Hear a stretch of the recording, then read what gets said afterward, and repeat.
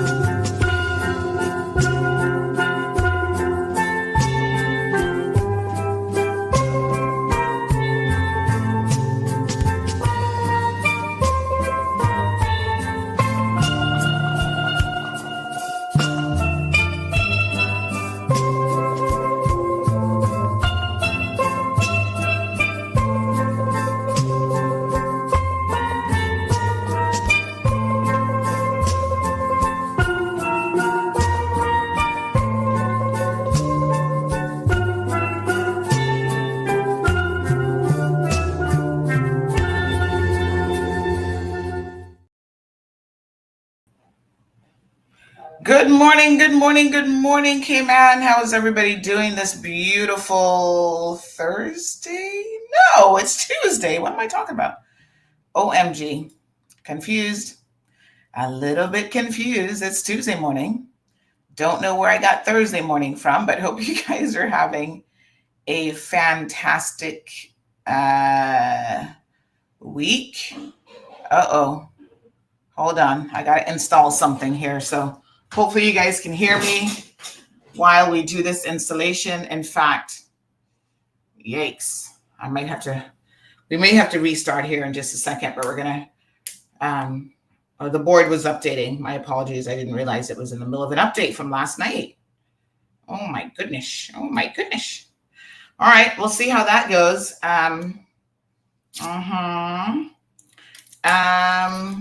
We'll restart it. I think it's going to restart itself anyway. All right. Everybody's good. Wow. We have so much to talk about. What a hot mess. I tell you what, what a heat. It is July the 15th, mid-month. I'm not going to jinx us or anything, but boy, it's been relatively, and I do say relatively quiet in the tropics. And I'm thankful for that, actually, because it makes me a little bit worried about what August and September might bring. It's quiet for us, but the poor United States of America is getting a beating. My goodness, have you guys seen all of the storms? New York subways, we posted that on our page this morning. The subway is literally water gushing through the subway. I think I've seen this happen maybe once before, but it's pretty wild. Wow. The US, I don't know what's going on with you guys, but things are crazy on pretty much all fronts at the moment. Sabrina was talking last night. Did you guys catch her show? She was talking about the measles outbreak. And so, Caymanians, make sure you're vaccinated, please.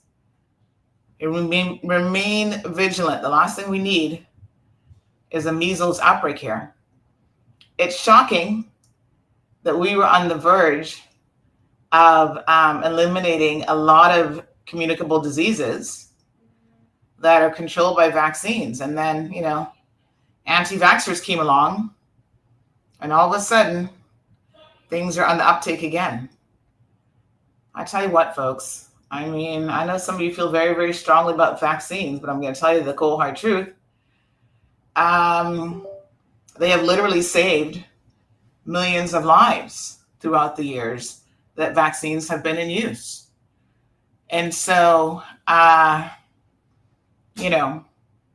the more we sit back and play around with this, the more issues we're going to have.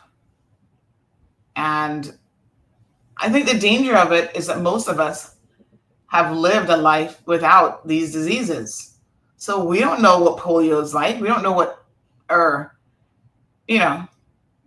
forefathers had to deal with those types of things, quite frankly. Yeah, it was horrible from what I understand. I've only met one person in my entire lifetime that had it. And she was a special needs individual. My actual ex had an aunt that unfortunately had polio as a child. And so she, as an adult, was still disfigured because of it. And she was also in a care home, because she had some other special needs. But imagine that compounded by having a polio diagnosis. It was very, very challenging on the family. And back in those days, the resources were simply not there that we have now. So I can tell you that it was, she's permanently disfigured because of it. Really, really sad situation, in fact. But she's the only person that I've ever met in my entire life. I remember when they said to me, they introduced her, and they're like, oh, she's special needs. And I can't remember her name now. Oh, gosh. My memory's failing me. But then they're like, yeah, and she actually got polio as a child. I remember thinking to myself, polio? Like, what? What is that even? This was like, I would have been in my 20s. And there I was thinking, polio? What? I had to go look it up. I wasn't even sure. Yep. So now we have the reemergence of these diseases that we thought we had under control. Pretty crazy. I saw someone the other day got oh gosh, what's the the one that begins with an M. It has a long name, but we call it something else for short. We actually had a Caymanian that died of that, went off to university. It's something that you get very, very easily in areas like dorm rooms and stuff. Meniococcus pocus, I don't even know. One of my medical friends listening needs to help me out here now. They're like, Sandy, what the heck? Mono. What does mono stand for again? Mono, some long name. I saw something about that as well, trending in the news. So make sure that your vaccines are up to date, folks. It's important.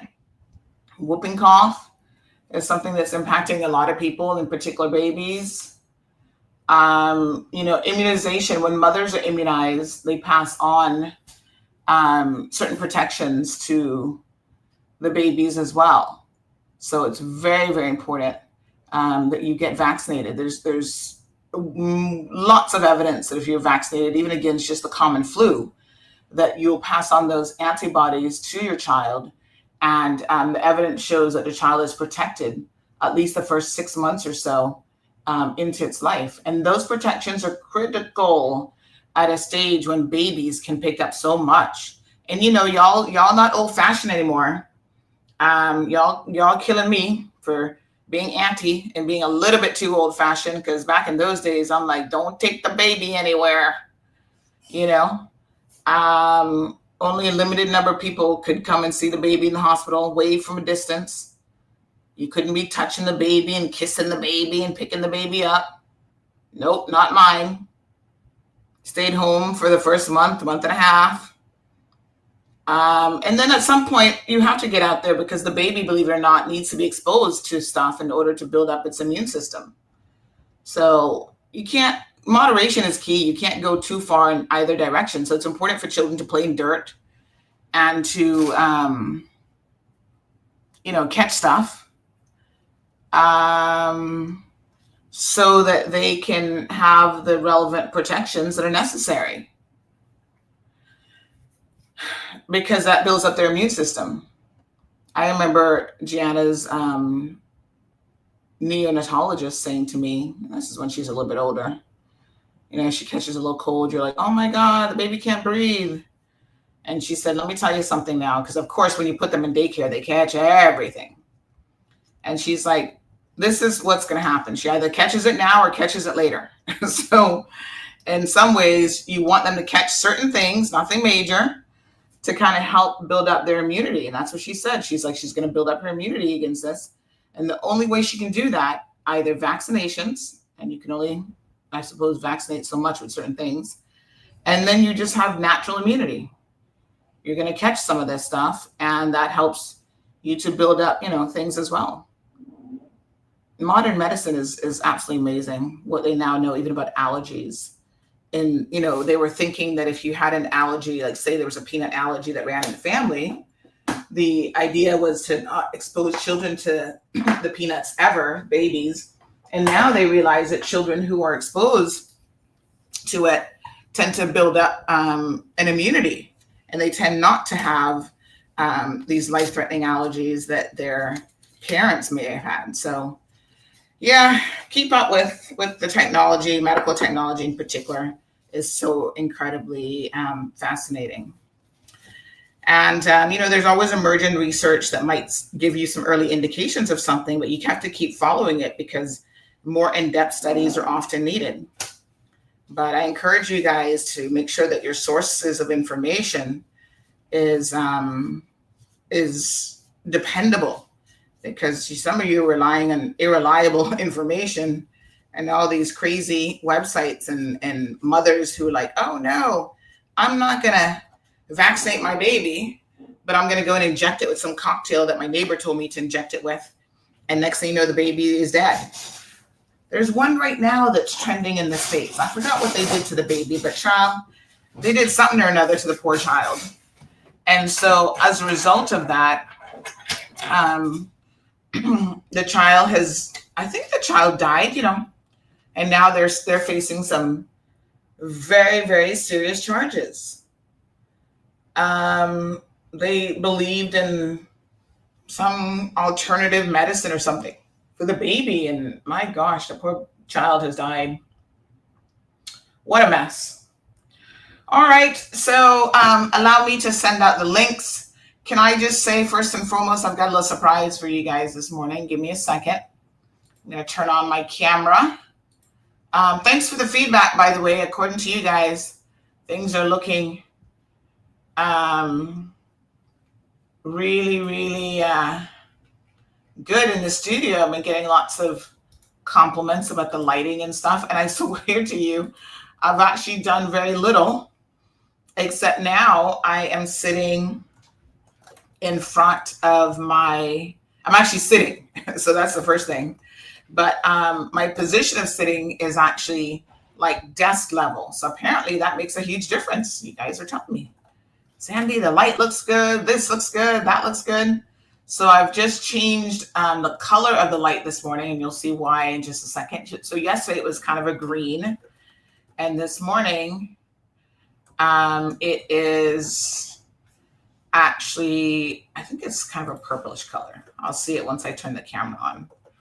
So cmrtv.com, you can watch us live there now in the mornings, and soon you'll be able to watch all the shows there, and we are organizing the content creator pages and so forth.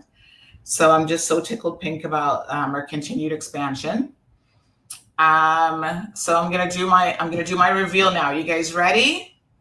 Hold on, honey child. Let me send out the link. Oh, don't forget, show number, toll free, courtesy of Flo.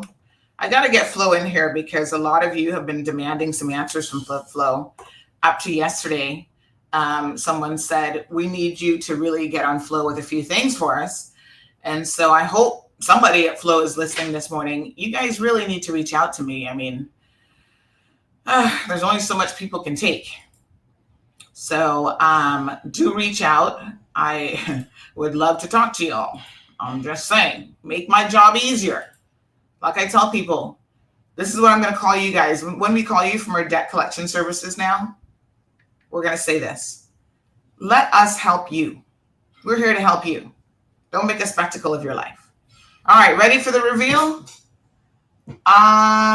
You don't believe I'm broadcasting on radio this morning. Really? Hold on, let me check the messages. Nobody else has said that. Let me check the stream. Give me 1 second. We should be. I'm not aware of anything else. Let me see. 1 second. Yep, we're broadcasting on radio. Bobo 103.1 FM. All right, so ready for the reveal? Dun, dun, dun. Curly Sue in the studio. Hello. My name is Curly Sue. I just showed this to Gigi and she's like, Mom. Because she remembers when I had cut my hair off and I was doing this all the time. I was wearing really tight curls. She's like, Mom, how did you get curls? Can I get curls? Oh my God, she has the most beautiful curls. She's just, her hair is so long. And I don't know if she could tighten her curls this much. She's like, you're wearing a bob.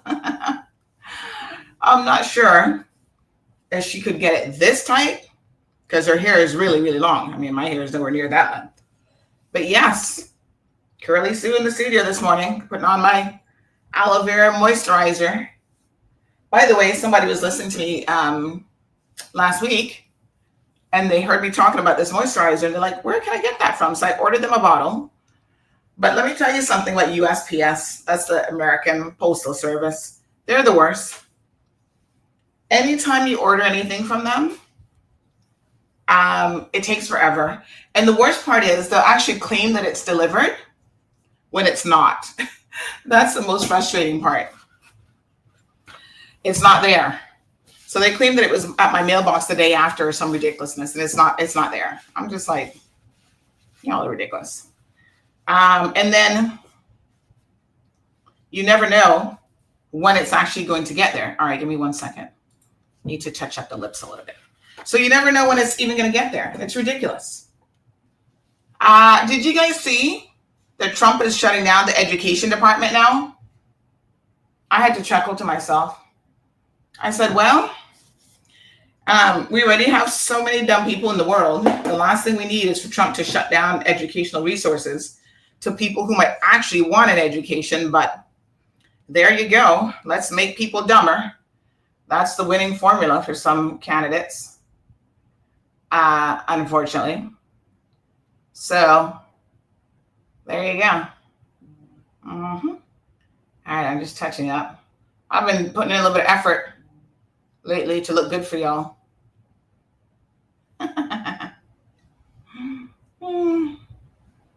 It's certainly not for me. I'm happy looking like a frog 24/7. Now I'm a pretty frog. Look at that, kissable. And other things, which we won't say because it's PG. So Austin and Ilya couldn't help themselves yesterday. I heard a little, they're like, oh, we're not paying any attention to those people. I was like, oh, you guys are so, you'll be fine. All right. Thank you, darling Jasara. I need to do something like this. This much should be here. Like I need to, I think, pull it back. But you guys know I'm helpless. I just took out the curls and kind of finger waved it through or whatever. Hashtag fellow bullfrog here, says my dear friend. Thank you. Attorney at law extraordinaire. Appreciate it. Good morning, good morning, good morning to one and good morning to all. Give me 1 second. I'm going to publish a story that I was working on last night, but I was actually waiting. This one says, so pretty. Frogilicious. Frogilicious, honey child. Let me see here now.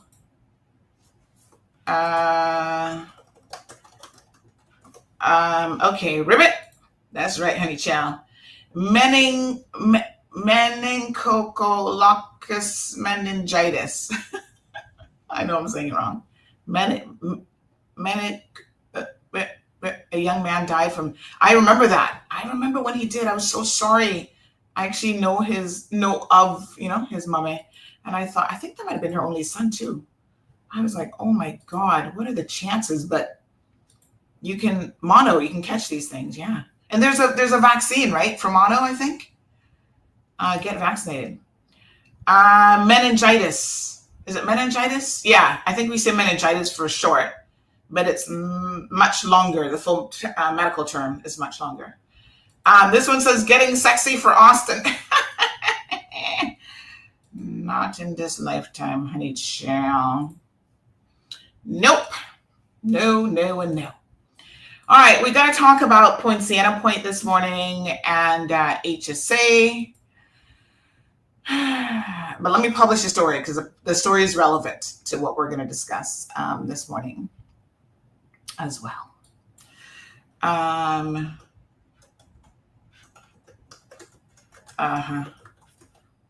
All right, so let me just publish the story. I was working on it last night, like I said, and I think I spell checked and all that good stuff. But I actually,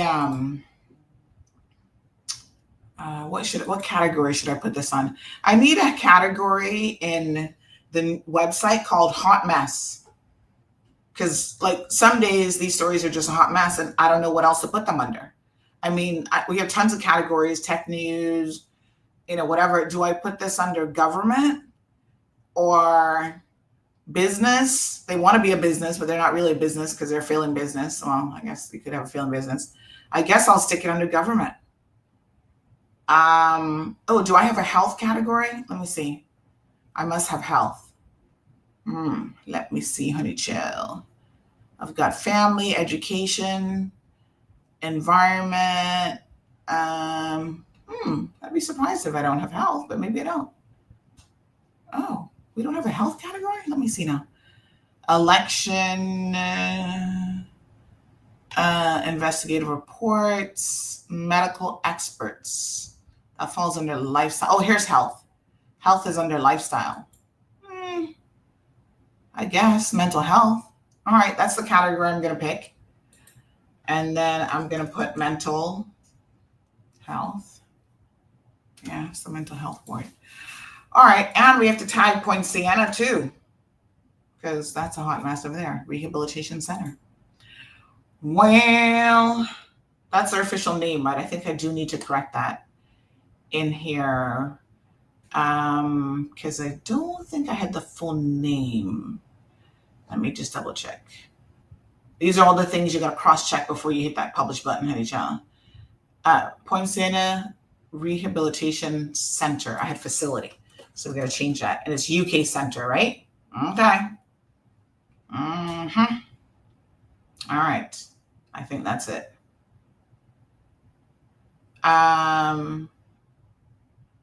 Okay. All right. Let me hit publish. I think my my little spell checker hopefully caught any errors, so y'all didn't be blowing up my phone. You got a typo. You're beautiful inside and out. Don't let no one change you. Oh, thank you. Morning, my friend. You're a beautiful woman inside and out. Don't let people get under your skin. Oh, no. Like I said, you can't make them. Rent is too expensive. Don't let them live rent-free in your head, because then you got a problem.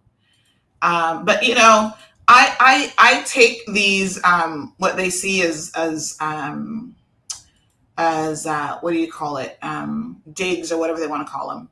I take them and actually turn it into a joke, because the joke is on them.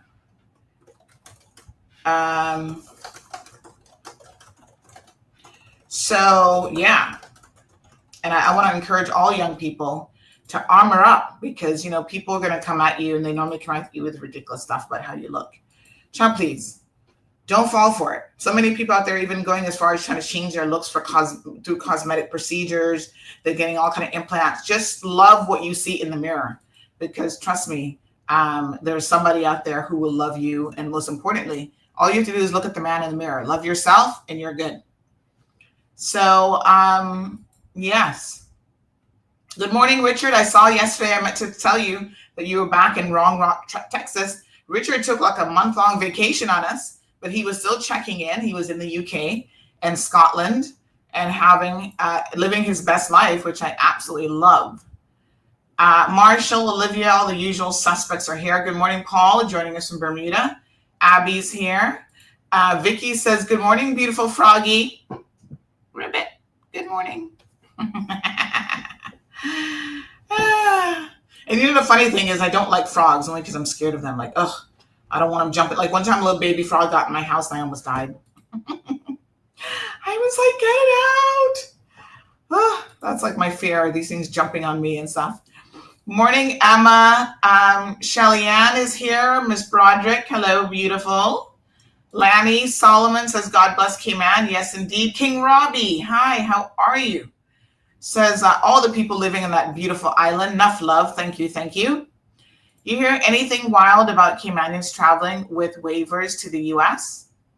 Wild like what? I mean, I think y'all can still travel on waivers, although it's really not recommended. It's recommended you just get a proper visa.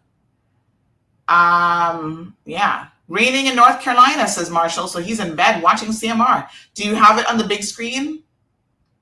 I wonder. No radio transmission this morning. Double check it, because it was just playing for me. So I don't know. Maybe they fixed it. I'm not sure.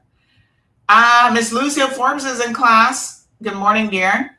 Miss Lucio, she's staying up all hours now to watch Sabrina in the evenings, watch me in the mornings. My dear, you're not going to have time for anything else. All right, double check radio, because I think it is good. You know what? It might have been when I was installing that thing on the board. Maybe that's what it was. I don't know. But it should be good now. Mononucleosis. Is that it? Mono. Meningitis. Mono meningitis are two different things? Oh, Lord, I'm so confused. They call it the kissing disease due to its spread by saliva. Very infectious. Yes, it is. Get your vaccinations, honey Jill. Good morning, Miss Marjorie. Did you find the website? I sent you the website link now. So if you can't find us on social media, just go to cmrtv.com. And you can always watch it. Evelyn is loving the curls. Thank you, honey Jill. Last week, they weren't quite as curly. And the back is always a problem. Because when I get in the shower, too, I think the back gets a little bit wet. But yes. Honey Chew. Imagine if I really knew how to do something with hair. We could be rocking all kind of hairstyles. Thank you, Miss Marjorie. I appreciate the compliments this morning. Island Pearl. So where do you think you're going this morning with those beautiful curls and that face, ma'am? Jasara says your hair looks nice, Sandy. Little hearts in the eyes. T. Rick says yes, and being an employee working with students is not a good time for none of us. Ooh, what kind of are you like in a university setting or? My goodness, I don't know why he's dismantling education. None of it makes any sense to me. I must tell you, I'm so confused about what's happening in America. Marjorie says that Flo needs to get better service at their Galleria location. Over 30 people waiting to be taken care of last Friday. It was a real mess. What's going on, Flo? Well, I know that they gave up, which I don't know, was the headquarters a place you could go and do payments? So they gave that up. So I don't know. Where else can you guys do payments? You have to do it online, I guess, but not everybody knows how to do that. Somebody needs to set up a little side business. $5, you pay me to do your payments online, and you come in and you do your payments, print off your receipt, bam, you're gone. I'm just saying. Could be pretty easy business. Somebody on the hustle, go do it. I don't think there'd be anything wrong with doing it that way. You're just providing the service for people. Yes, this is what I was thinking, Soka. So meningitis and mono are completely different diseases, different illnesses, unless you're referring to something else I missed. No, I'm referring to, my good doctor here says it's, he says don't confuse mono with meningitis. They're two very different animals. Yeah. No, I'm thinking of meningitis, I'm sure. But there's a piece of the name, meningococcal. Okay, let's go to dictionary.com. Thank God for modern technology. Sometimes you can pronounce certain words, and then other times it's like if it's not fresh in your head, you just can't pronounce it. No results. That means we misspelled it. All right, hold on. Meningococcal meningitis. Dictionary.com doesn't. Hold on. Okay. Hold on. Dictionary.com is like no. Let's see. Meningococcal meningitis. Meningococcal. That's the word. Meningococcal meningitis. Let's say it one time. And now they show you the mouth moving as well. You have the option to show it. Meningococcal meningitis. There you go. Meningococcal meningitis. Thank you. Pronunciation. They have the British pronunciation and the American. Let's see how it's different. How the Americans say it different. Meningococcal meningitis. So the Brits say it a little bit different, do they? Meningococcal meningitis. Good morning, honey child. Hold on. Need to make some. Yes, sir. Hello. Hi. Mr. Dexter. Hello, honey child.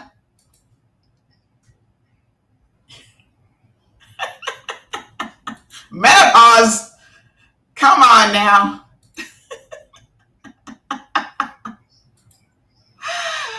Oh my God. Lord have mercy. What a mess. Thank you so much. Yes. A joke for me.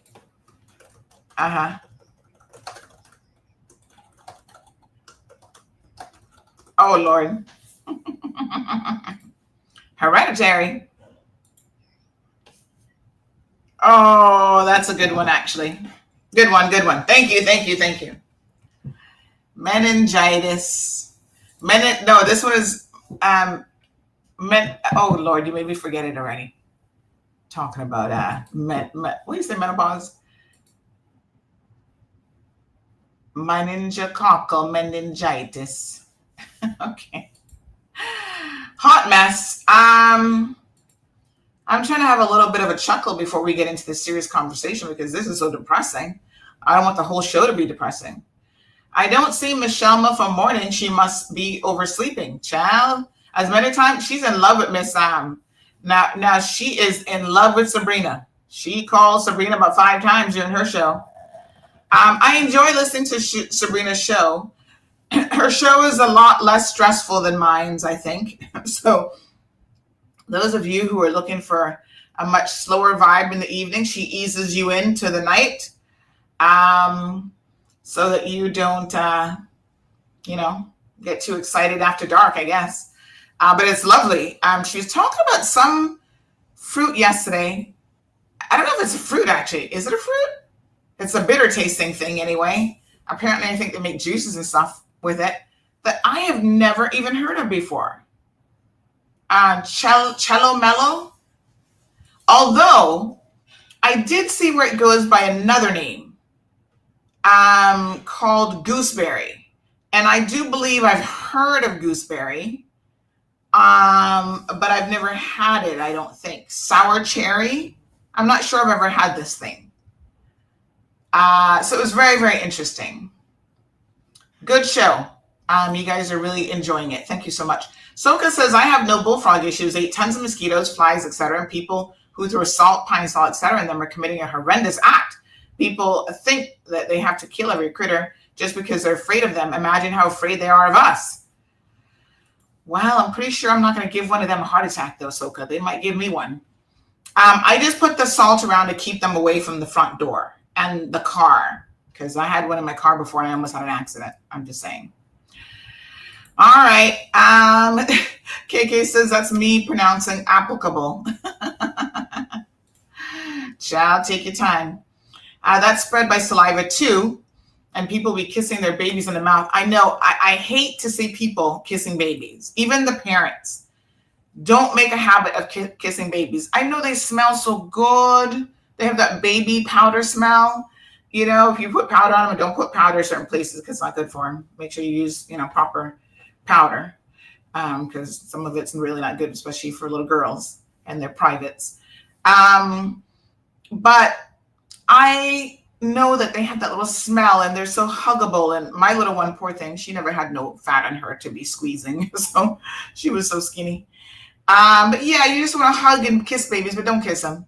Don't kiss them on the face, and don't kiss them anywhere where they can put their, not on the hand, where they can put their hands in their mouths and stuff like that, because y'all be carrying stuff and then you pass on to the babies. I've seen babies with, what's the other one called? Herpes and stuff, the herpes virus. Mm-hmm. And sometimes it kills them because, again, their immune system hasn't built up yet. So please, do not. Can you not hear me, Miss Shirley? Please use your microphone. Let me check my audio settings. Let's see what mic it's picking up on. Oh, Miss Shirley, you are one smart cookie. Look at you. It actually wasn't picking up. It was picking up on the camera mic, which it shouldn't be. That's because the board restarted. Are you hearing me a little bit better now? Miss Shirley, you must have really good ears, because nobody else even mentioned it. Let me see if I can hear myself. Yeah, it was picking up on that one over there. Mess with you. Chalamello. Love them. Very tart. I don't think I've had them before. Melita says, Sam, you're rocking the froggy green this morning, though. Ribbit. How about now, Miss Shirley? Is that better? Al 2025 says the sound was better before. There's no pleasing you guys, Now I am going through the proper microphone. So the board updated. I don't want to press any buttons because it says something now about Call Me offers seamless, high quality IP audio for live broadcast, podcasts, and streaming. For more information and to explore pricing. Oh, no. We're not doing no upgrading. No. We're not paying for that extra round. Yeah, we already got phone calls. We'll be dismissing that one. They want to charge you for everything. No, sir. What do they think? Can't they got money to be wasting? About call me. You don't need to be calling me. You can call me already right through the board. So this is a new feature for the board designed to facilitate remote audio communication. Provides direct low latency audio connections over Wi-Fi or Ethernet. The functionality allows users to connect to remote guests from other boards or via a web browser, integrating their audio directly into the board for broadcasting or radio. We already have that. Delivers a high quality fidelity audio, significantly improving upon standard VoIP or typical phone calls by eliminating the characteristic telephone sound. But why would I pay for that? I ain't paying for that. Sounds like a good feature probably if you're in the US though. Oh, you get a fader for that. And then you can do board-to-board connectivity. Nobody else has this board that I'm going to be connecting to, so I don't need that. And then you can invite a web browser guest. Oh, but you know what? Locate the unique URL. This could have some. I could definitely see some use cases for this: hosting and call handling. Yeah. Incoming calls. I wonder what the fee structure is like. Audio management and processing. They're getting too fancy for me, but it's not a feature I could pay for. But I could see how if we had a host from overseas, they could actually do that and still broadcast the calls, like on our radio station when we get there. So, not sure if we were supposed to hear Mr. Dexter, but we couldn't. Did you hear him at all towards the end? No? Okay.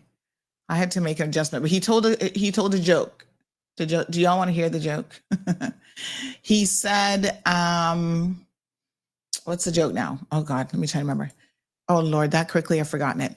I know the gene. Oh yes. He said, oh Lord, I can't remember the first part of the joke. Oh Lord, have mercy. Something, and then it was in the genes.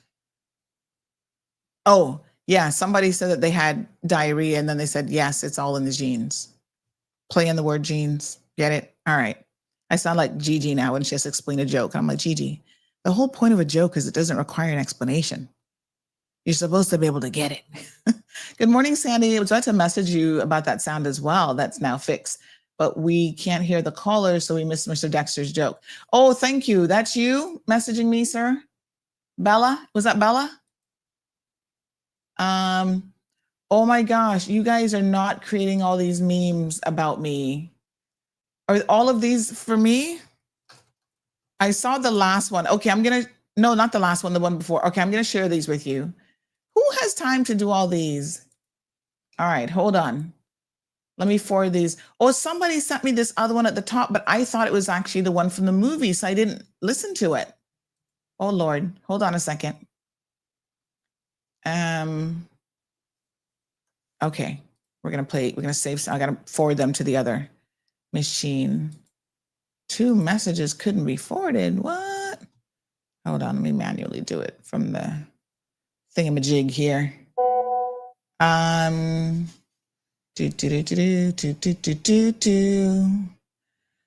right, honey child, give me 1 second. Which number is this coming in from? Okay.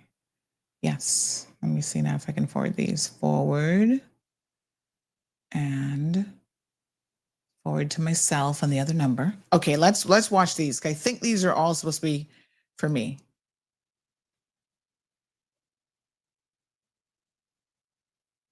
Oh.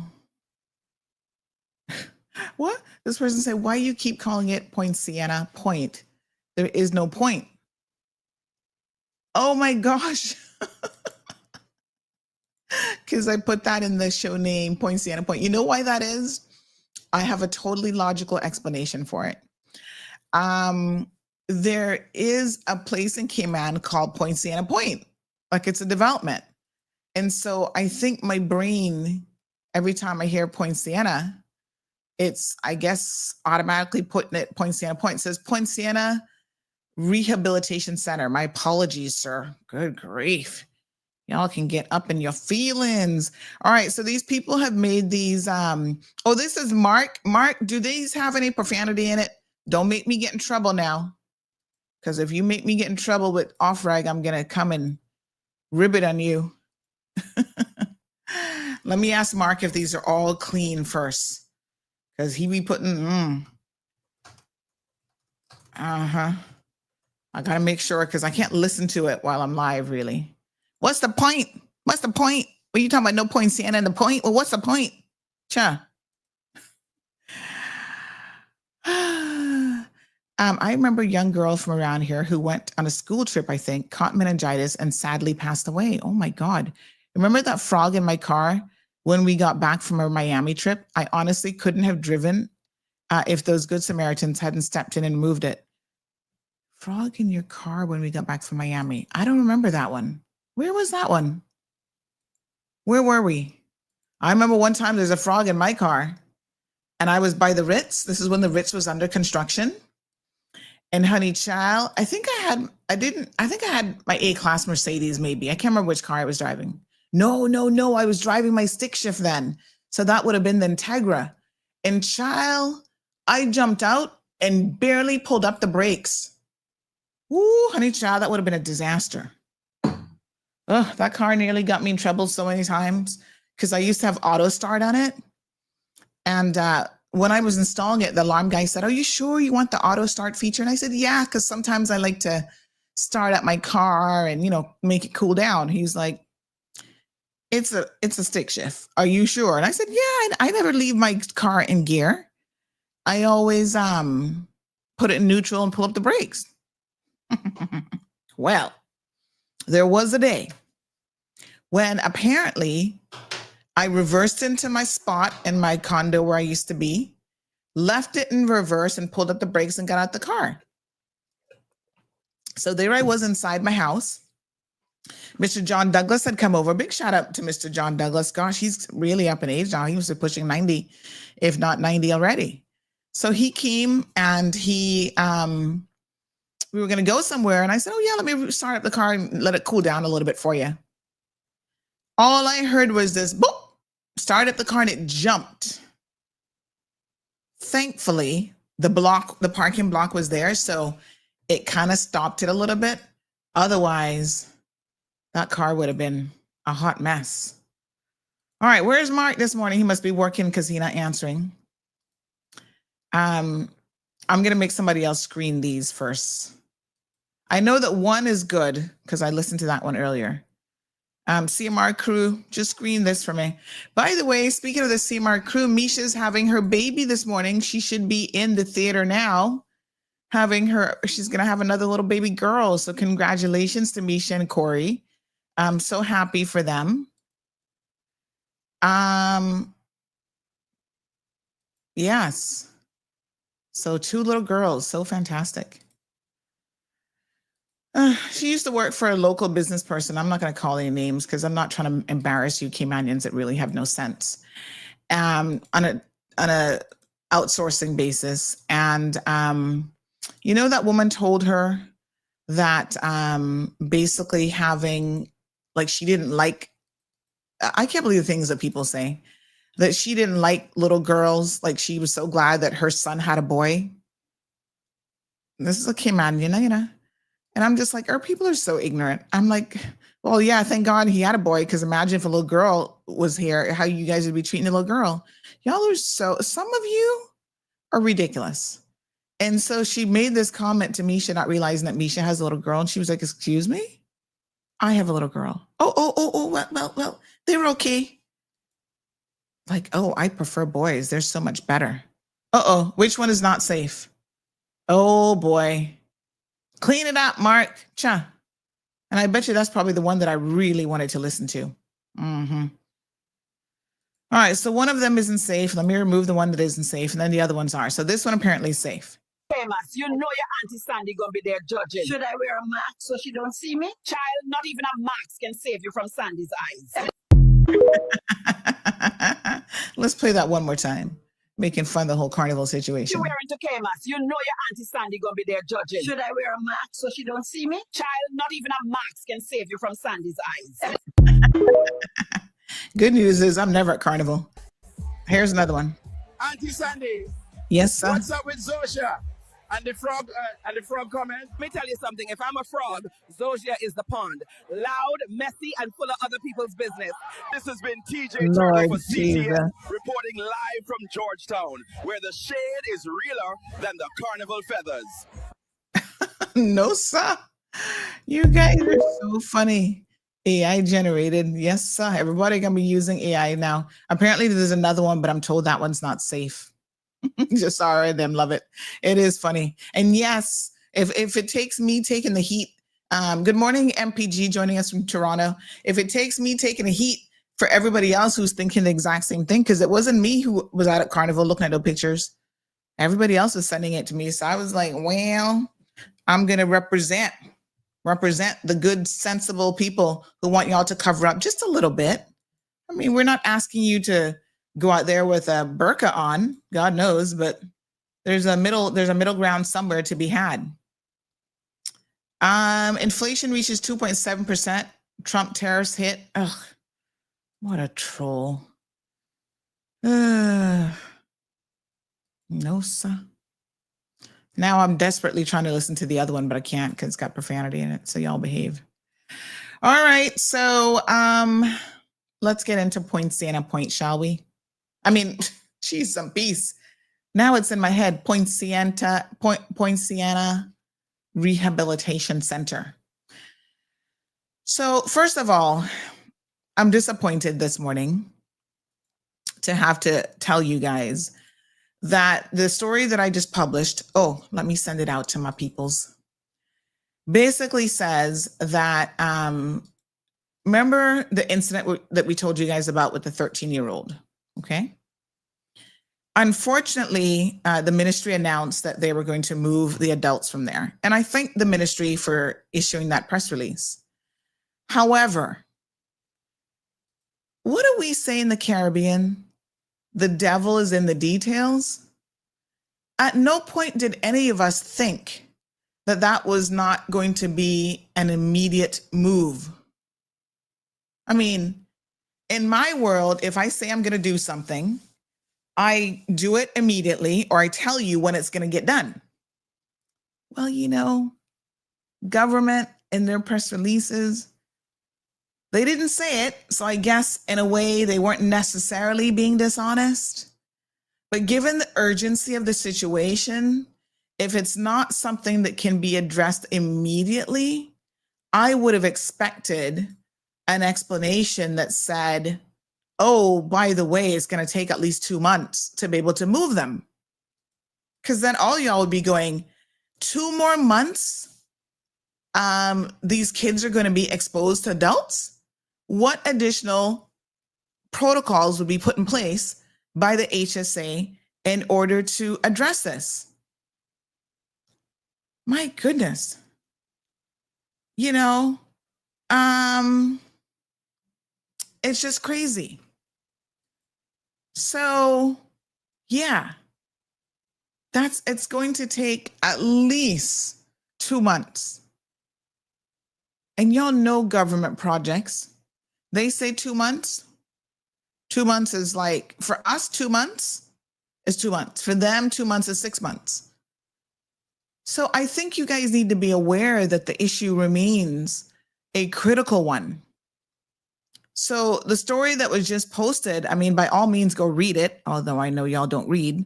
Do you know that we have a feature on the website where technically you don't even have to read? You guys have seen it, right? It's that little audio button. It's like a read to me feature. And I think it even does foreign languages and stuff, if I recall. So you can select the language of your choice. I'm trying to remember, does this one do languages? I know one time we had one that did.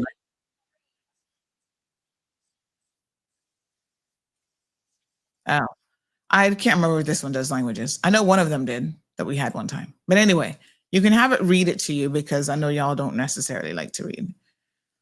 But this is a really, really important situation because this is our children that we're talking about. And so I am very, very discouraged that this situation persists. And quite frankly, the degree of urgency by the HSA in handling this has not been to my liking at all. Now, where is my friend Lizette this morning? Still employed by the HSA, apparently. Still making $23,000 a month for what God only knows. So what we do know, folks, is the solution that she suggested, her senior management team, would have taken like 2 years. I was like, what? When you've never ran a real business, let me assure you, that is the only time that you could make a recommendation for addressing an urgent situation and think somehow that 2 years makes sense. I would be embarrassed to actually say to the ministry, oh, we've got a solution to move the children from the grips of the same ward as adults, and how we're going to do that. Here's the budget, and here's our forecast of when it's going to be done. It's going to be 2 years. I wouldn't even make such a presentation. I have to imagine that some people don't have no embarrassment, none at all. I'm just saying, what on earth? Huh? Wow. That's not a solution. You know, when Shamari is on here and he says a solution, Dr. Shetty always said a solution is not a solution if it's not affordable. Well, I think maybe what we need to say here is a solution is not a solution if it don't make no sense. You know what I'm saying? Have it make sense. How does a 2-year plan, like senior management comes up with this plan, and by the way, millions of dollars of our money, of course. They have no concept of fiscal management. So, that's fine. We can spend all kind of money. But forget the money, because certain things you're like, costs what it will, to protect children, that sort of thing. But unbelievable. A couple years and millions of dollars later. And I bet you it wouldn't really be fit for purpose. So, we the people have to really put our foot down on certain things. And when it comes to protecting children, I make zero apologies on this front, because as them old people say, I'm sick and tired of being sick and tired. I am legitimately sick and tired of the foolishness. And so when I got confirmation that the children still had not been moved, and you know how I knew that? Because last week there was 2 more incidents involving the children there. And so when I was inquiring about why are the children still there, no, Javid says, K-Man waits until the situation happens before making a change, reactive and not proactive. You know what, Javid, I can tell you what I think about this situation. And parents, y'all now need to listen to me very, very carefully, because I am of the opinion that, as my song said, this is going to be my new theme song, I think, for the season. Hold on one second. Let me go back to my little music here now. Remember this song we were playing yesterday? Hold on. What's it called?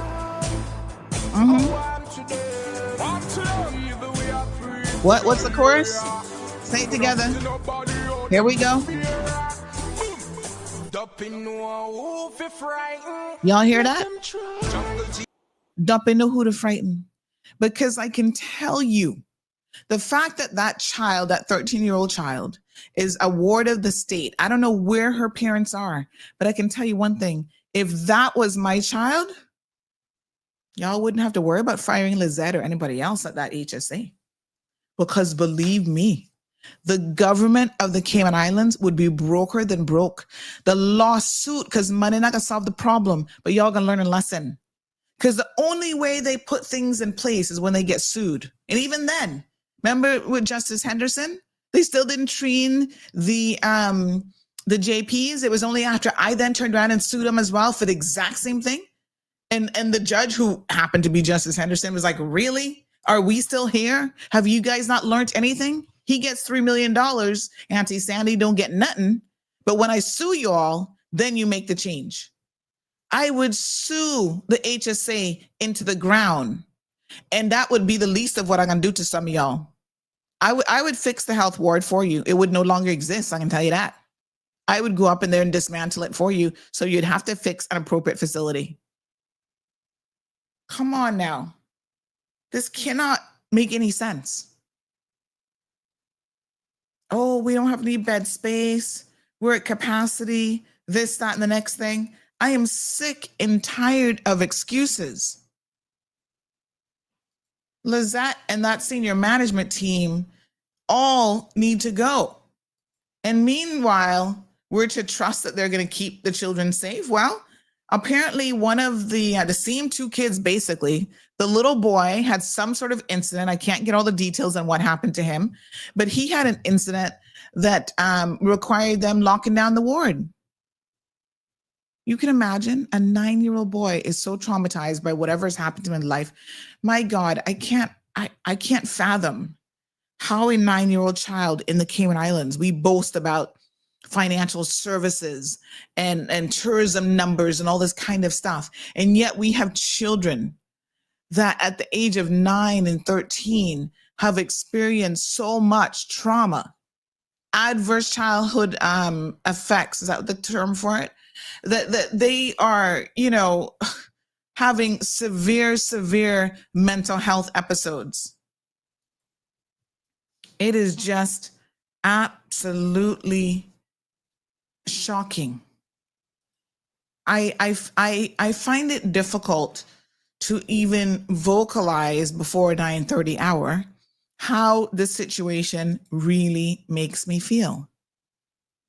I am in a state of shock. I am dismayed. I am, just name it all. And that's exactly how I'm feeling about the situation. Oh my gosh, we need a solution and we need it now.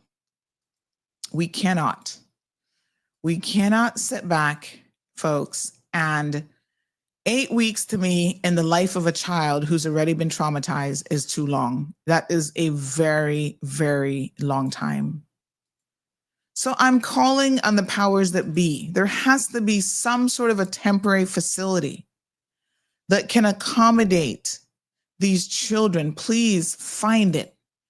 I don't know what you need to do. Does somebody have a McMansion out in East End? We got all these millionaires and all these people who have homes or facilities that are not even in use. Can one of those be used as your interim solution until you get Poinciana Rehabilitative Center ready? There has to be something. A prison ward for the adults? Are the Cubans still here? Where we were keeping them, is that something that we could repurpose in the meantime for the adults and keep the children at the HSA? Come on, be creative. Think of something. Okay? So I need to talk about why and what's going on now at Poinciana Lord have mercy, Poinciana Rehabilitation Center, in order for some of this to make sense. It's important for you guys to understand what's actually going on there. So first and foremost, let me say this. The issue is in relation to the opening of the facility. Now, you guys can tune in and I would, although I think Miss Sabrina has a guest this evening, so she probably isn't going to be in a position to talk about this. But I would suggest to, her that she goes in a little bit harder on this topic because she knows a lot of the ins and outs. But I'm gonna help her out because, you know, she's so nice. Let me say this. Y'all got to really rile her up for her to go at you, honey chill. She might do another "don't come for me" speech. But this was one of the issues that we had with this UPM government. And this is what happens when you hire people into elected office like John, okay? When they went and opened the facility, there were those of you, and I hope my little friend from West Bay, SH, is listening this morning. Because let me message her, say you listening, because this is directed at you. Oh, well, if John could open it, I don't know why Sabrina couldn't open it. That just shows you she wasn't doing nothing. What was the minister doing? This is her fault, her responsibility. I said, really? Okay. The interesting thing about this is I can tell you guys without fear of contradiction that what John did was an exercise in futility. Okay? It was worthless. Oh, she just tuned in. Good, because I want you to hear this, honey child. Remember when you were saying to me, I don't know why you were defending Sabrina for it because she couldn't open up that facility. But look at John. He got it open in 2 weeks. The question you need to ask yourself is, how did he get it open in 2 weeks? You know how he got it open in 2 weeks? They just pushed through the CO, right? The certificate of occupancy. He went and pulled one of his little favors and said, oh, just have it opened. We don't care if this roof is leaking, if this is a problem, if that's a problem. Just push it through and just open it up. But more importantly than that, there were certain things that were not put in place for the facility to even get a proper license. The place cannot take acute patients. So I want y'all to listen carefully to what I'm about to say. What good is a mental health facility, a center, when it can't even accept patients? You know what it can accept right now? If I go up there and said, oh God, I'm having a rough week. Oh, those boys called me a froggy. I need to check into a little staycation while, it's all sorted out. Can I just stay here for a week? That's basically what's going on. The licensing board, the medical, what's it called? Dental and medical licensing board, whatever, cannot license them. So what good y'all applauding the UPM government about finally doing a ribbon cutting ceremony? Ribbon cutting ceremony for what? The people of the Cayman Islands are too easily fooled. And I knew something didn't pass the sniff test at the time for me. I'm like, all these issues, windows where doors are supposed to be, doors that circle back to doors and all kind of foolishness. And then all of a sudden, within the space of like a week or two, you can open this up. Like she said at the time, something don't look right, because she knew the last time she toured it, the last report she got, that place was nowhere close to being open. Now we find out the health practice commissioner, thank you so much, honey child, has not licensed the facility to even take patients properly. Lord Jesus, Caymanians, wake up. This is what happens when you elect people to public office who are more concerned about a ribbon cutting ceremony and looking good in the public eye than substance. And as the Barnum and Bailey circus said, I think that's what they were called, you can fool some of the people some of the time, but guess what? You're not fooling Auntie Sandy. She got on her trifocals these days. Now tell me how many of you knew that? How many of you knew that right now this facility is not even licensed to take acute patients? That basically this is a check-in hotel. Like I'm having a rough time, I can self-check myself in. Stay at one of the little, what it calls them, I want to call them a condo, but the little huts, and then I check myself back out. Did y'all even know that? You see the foolishness I'm telling you about that is happening in this country? And you, the people, are none the wiser. So I'm sure on his little checklist of, things I accomplished in the last 4 years, he put down during the election that he opened up this facility. That's a joke. It's an absolute joke. And I'm sick and tired of these elected officials making us look stupid. At what point do we say enough is enough? So when they step down, you're like, oh, they couldn't get nothing done. Yeah, they stepped down. Okay. So John ran and opened up the facility. Remember all the hoopla about it? I refused to go because I was like, something that's just stinks at high heavens. And McKeeva was there walking around whispering to Jay about how, oh yeah, that one over there, that is where my sister gonna stay. Which unit was it? Number 13 or number 33, something, some cottage number, whatever, was being reserved for McKeeva's sister. I'm like, what? This is what people were, these were the conversations that people overhearing at the ribbon cutting grand opening ceremony. So how you can even open a facility and have a grand opening, opening when you are not even adequately prepared to take patients. You don't have the proper licensing to do so. This is madness. I cannot understand it. And I've not even gotten into all of the hot mess of what is actually happening at the facility and how it's being ran. Now, I'm getting there. Don't worry about that. We come into that next.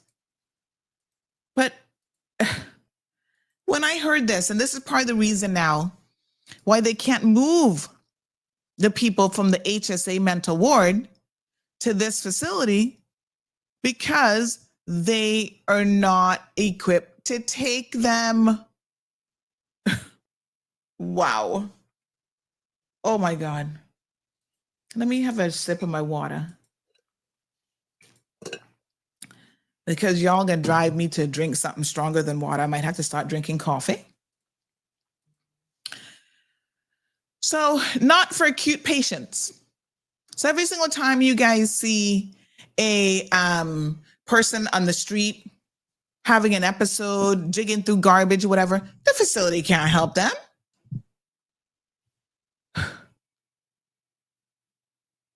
It has no license to do so.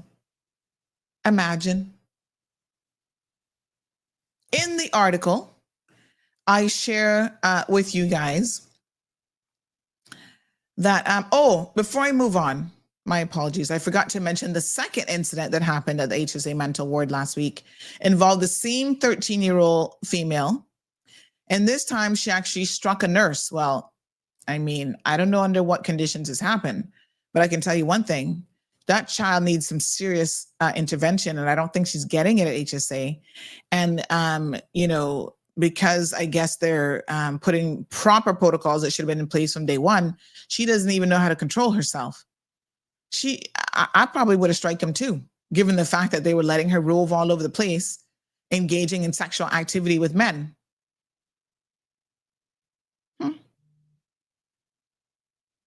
I would just, yeah.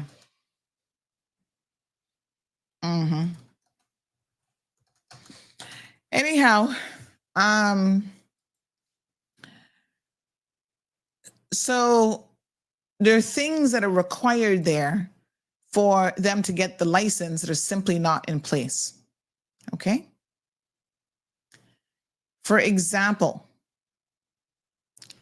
it was initially designed for residential care, but not for secure inpatient environment for any sort of acute psychiatric cases. Here it is now.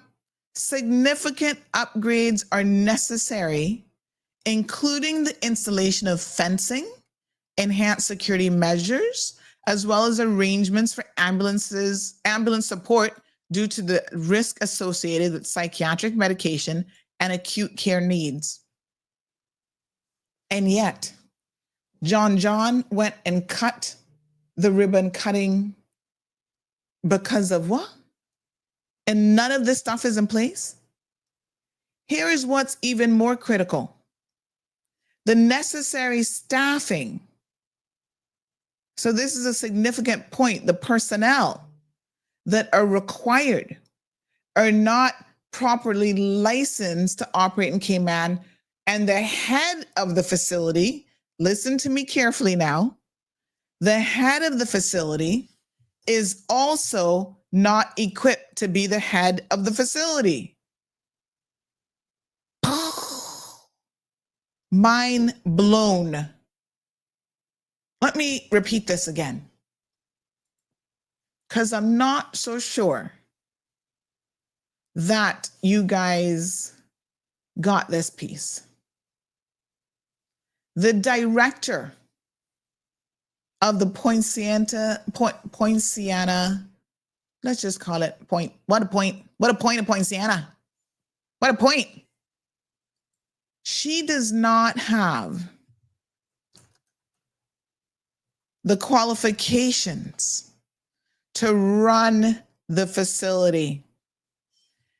Not for nothing, but you see, honey child, when Dr. Lockhart made the proposal that said, we can have a NPO come in and actually run the facility. And I'm pretty sure, if my memory serves me correctly, it was at no cost to the government. Professionals who have the experience and could do it and do it well. And the government said, no, thank you. I now have to wonder why. Because they themselves have managed to hire the civil service. Who did the hiring? Did it go through HSA? It went through the Ministry of Health and Wellness. Somehow they managed to hire a person, not knowing, not realizing that having her as director of the agency meant that it could never get licensed. Because, yes, the Health Practice Commission says, no, you need a medical practitioner. In other words, a physician to run the place, not a nurse, not a glorified nurse. So she does not have the relevant qualifications. Okay. Y'all think I'm joking, right? Mm-hmm. Wow. This is serious. Just give me one quick second. I need to type out a note to myself. So somebody made this mistake. Who's the HR manager? Because I mean, I got to question what y'all are doing. Did nobody say to themselves, what is it going to take to open this place? What are the requirements? A nursing practitioner is not going to cut it. And so all of this time, remember now that all of this time they had them hired and the facility wasn't even open, and she was collecting a salary and being paid. And only now is it coming to the minister's attention that the person who's running it is not qualified for them to get the facility license that they need? Excuse me, but I think we got a problem. I don't think the HSA. I don't think that. Oh, we're not talking about the HSA in terms of hiring this morning, but I don't think the HSA had anything to do with hiring this one. So could you pull up the biography of the lady that they hired at Poinciana? Somebody refers us to a 2023 article. It went through the Ministry of Health and Wellness. What do you mean she doesn't have the qualifications? Because it needs a physician, not a nurse. Mm-hmm. So somehow this woman managed to get a director position for a long-term residential mental health facility, but now they need it for acute patients. And so they cannot get the license for this facility at all, not for what it really is needed for. So she's the former CEO of Bellevue. I'm surprised that she could be a CEO of Bellevue, which is the largest psychiatric facility in the Caribbean, and not have a medical license. That's interesting. She's a registered nurse, basically. Yes, she has bachelor's degree. She's got general nursing care from Kingston School of Nursing and all this stuff, but she's not a physician. She's not a physician. And now the Health Practice Commission is telling them, no, you need a physician to be running the place. You see, maybe y'all should have listened to Dr. Lockhart. I'm just saying.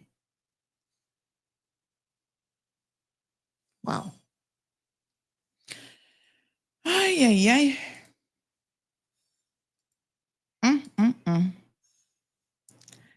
The hiring of the director was done by the Ministry of Health and Wellness, which would have been the civil servants. Which HR manager, honey child? I mean, I fail to understand, because this seems to me that it had to have been a case where people are simply not talking to each other. Because how do you, as an HR manager in the Ministry of Health and Wellness, have this new facility coming on board, and you don't sit down with the Mental Health Commission to say, or the minister and the chief officers, the entire team, to figure out what kind of patients will be at this facility? What do we need to put in place in order for this to happen? Right? It just does not make any sense to me how this type of rudimentary mistake would have been made. And as a result of that, now you have a facility that we have an acute situation happening at the mental ward at the HSA, and you cannot move patients from there to Poinciana. I have a couple questions. How long did the ministry know that this was happening? And I didn't say minister, I said ministry. Know that this woman wasn't fit for purpose. Now you're paying her this big salary as director of a facility. God knows how much she's making, probably another $23,000, $25,000 a month, right? And what are the terms of her contract? How long is she here for? Because now you can't just fire her because you made a mistake. So what kind of money is she making? You're going to have to turn around and hire somebody else and pay them the same amount of money as well? Let me see if I can try to find the original description, the job description. This is where I'm going to now rely on my AI tools. Give me a second here. Praise the Lord for AI. We're going to do some deep research on the fly. What is the salary range for the director? Let's see, range for the director of the Poinciana, what's it called again? Poinciana, darn it, Poinciana Rehabilitation. Rehabilitation facility in the Cayman Islands. Even the location of this facility, we can blame that on John in the previous administration, really poses an issue in terms of ambulatory services. Let me hit my deep research button, honey child. Let's see if we can find out what her range is. But based on what I know about these types of positions, I would say that she's at least in the $25,000 a month range. CI dollars, you know. So, wow, failure upon failure. And because they try to cover things up, you know, when you have a bad meal, like somehow you burnt your meat or whatever, and you try to throw cheese on top of it to cover the burnt smell and the burnt taste, it's still burnt. It still don't make a difference. Okay, it's not going to help. So Miss Marcia Mullings Thompson, who is the Poinciana director, is making one bag of money for what? And they probably have her on a multi-year contract, no doubt. Here we go. 103,000 to 139,000 per annum. Thank you, student. My student was quicker than AI. Numerous psychiatrists gave input on how Poinciana should have been developed in the planning stages, but the Ministry of Health didn't want to listen. Somebody needs to answer for some of this stuff. So here's her job description when it was advertised back in 2023. And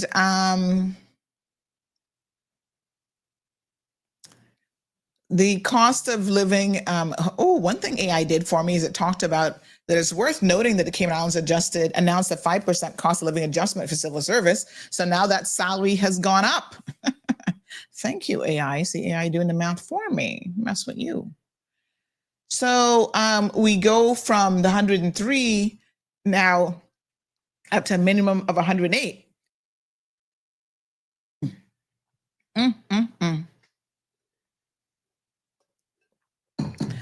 Qualifications. Bachelor's degree in health, psychology, social work, public health, counseling, or related field, 5 to 7 years management experience and supervisor experience, blah, blah, blah. Nowhere here doesn't say anything about being a mental health physician. So of course, they hired based on the description. She applied based on the description, and it is what it is. This person says they opened prematurely. And this again goes back to the UPM government attempting to fool the people. That facility was still not ready to be opened. And there's some serious questions here about how this happened. So this person has a well-informed opinion, I can tell you that much. They say that's the problem. Civil servant should have stayed out of it and let the professionals deal with the opening of the facility. But no, they wanted to hold on to the project, and it became a runaway train as there was no experienced driver. They opened prematurely with a few cottages and still need all the staff to run the place as if cottages were open. Wow. We're going to get into staffing issues because I can tell you now that there are some real staffing issues that are happening at the facility as well. No oversight. The place has now run amok. And so there have been numerous complaints being levied about the facility and what is happening there. Who is Michelle Amos? She's the chief HR officer who hired the director, Poinciana Point. The former chief officer, Nellie Pucci, is responsible for this. Where did they move Nellie Pucci to? Because she's no longer in health, but where did she get moved to? I mean, it just doesn't make any sense. To me, this is just absolutely crazy. Now, if I were to tell you guys of the dysfunction that is happening there, and I need to talk to y'all directly now about this woman running the facility, because we got some problems. Houston, we have got a problem. In typical Caymanian fashion, we bring individuals to the Cayman Islands, and I don't want anybody to get insulted about what I'm about to say, because y'all know I can only tell the cold, hard truth in the morning from 7:30 to 9:30. And the rest of the day, I'm going to tell the truth. It might not be as cold or as hard, but you can still get the truth. Listen carefully to what I'm about to tell you. We do ourselves a disservice when we hire certain individuals. We're overpaying them She's seen some good money that she's never seen in her career in Jamaica. Probably getting all sorts of housing allowance and this, that, and the next thing, car allowance. We treat them like kings and queens. And they come here and they see the good life that the Cayman Islands has to offer expatriates. And as a result of that, they also see how incredibly stupid we are as a people.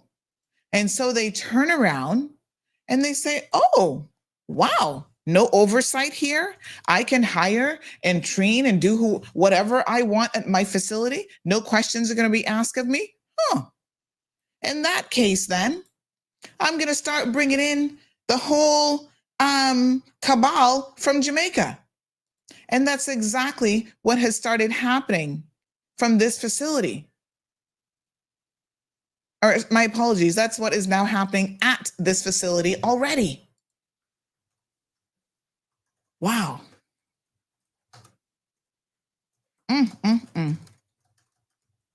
This is a sad case. The few Caymanian staff that they have there are already under immense pressure, and they're already starting to bring in unqualified, underqualified Jamaicans, of course, because, hey, Jamaicans are like everybody else. They come here and they're going to take care of their own. They're not going to take, why should you come to Jamaica and look out for Caymanians? It don't make sense, and it's not going to happen. Now, I don't want Jamaicans to get up in your feelings. I'm just telling you all the truth.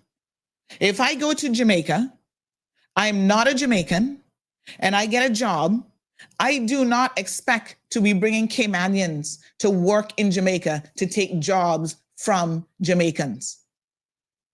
And so I do not expect the same thing to be happening. What's good for the goose is good for the gander. But we see this all the time.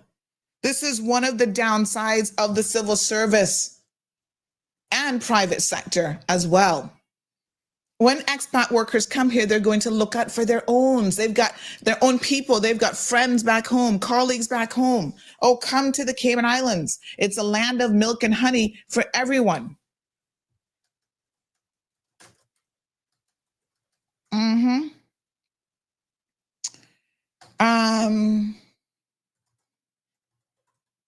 Okay.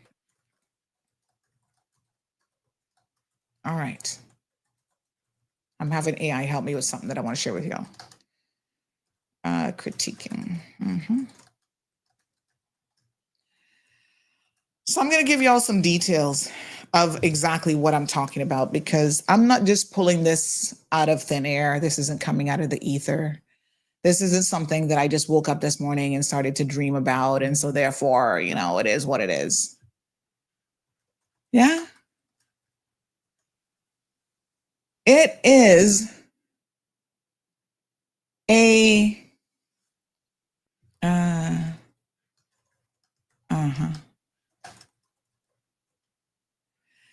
it is a serious indictment on the Cayman Islands when we have this type of situation occurring. A facility that not that long ago, the minister was on here saying, we want to get Caymanians in there.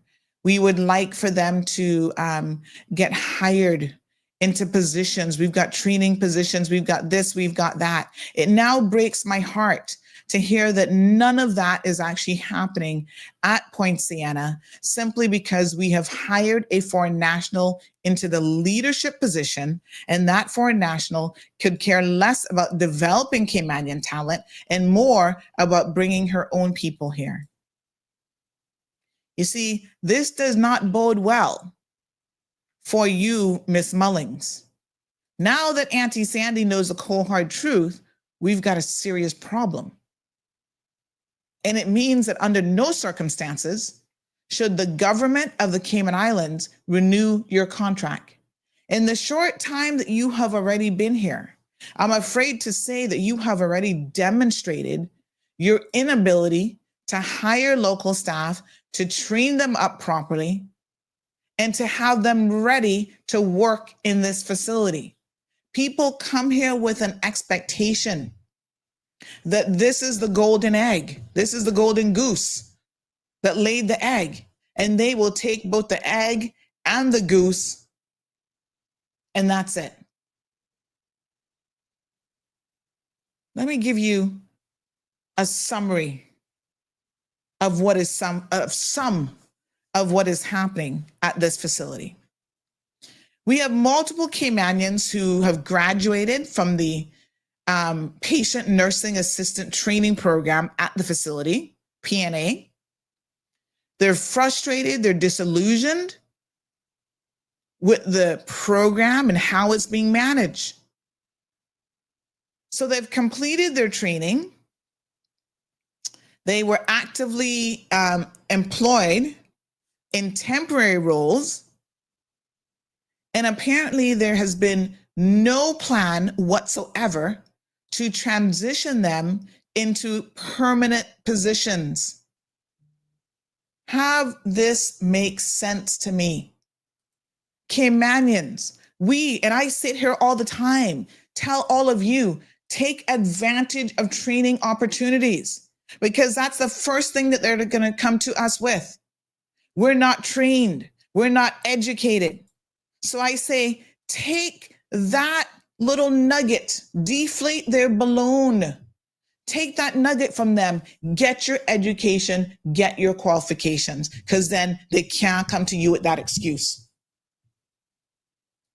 So I'm all about that.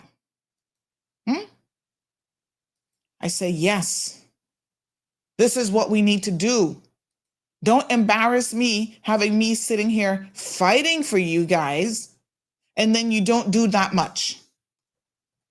You know how it makes me feel when I say that, and then I hear of situations where Caymanians have done that. They've done the training. And then we have this lady from Jamaica who has no continuity plan, no plan to put them in a permanent position. I'm going to go back to what that gentleman says. What a point. What a point. How do you encourage your own people to even get an education? How can I go out in the real world and say to my fellow Caymanians, yes, this is what y'all need to do? Because at the end of the day, the rewards will be there for you when there are no rewards. All right? It is absolutely shocking. Wow. Well, that's what's happening. Now, it's going to get even worse when I tell you what the rest of the story is.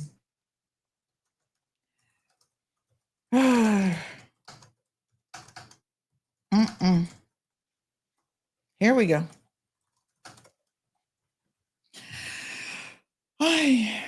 That would be bad enough if you had no plan. You have no succession planning. You're not going to move them into any position. Yeah, that would be bad enough. What is even worse is the fact that you are actively recruiting PNAs. Let me ask you where you think they're coming from. Where do you think they're coming from? None other than Jamaica, primarily. Rapid and unjustified pace. Ministry Catherine Ebanks Wilkes, I doubt, is aware of all of this. You see, let's keep in mind now the separation of powers, right? Even if she becomes aware of this, what can she do? Dominique says, who's the minister? Dominique, let me school you because this is important. The minister cannot interfere in the hiring, firing, or reprimanding of the civil service.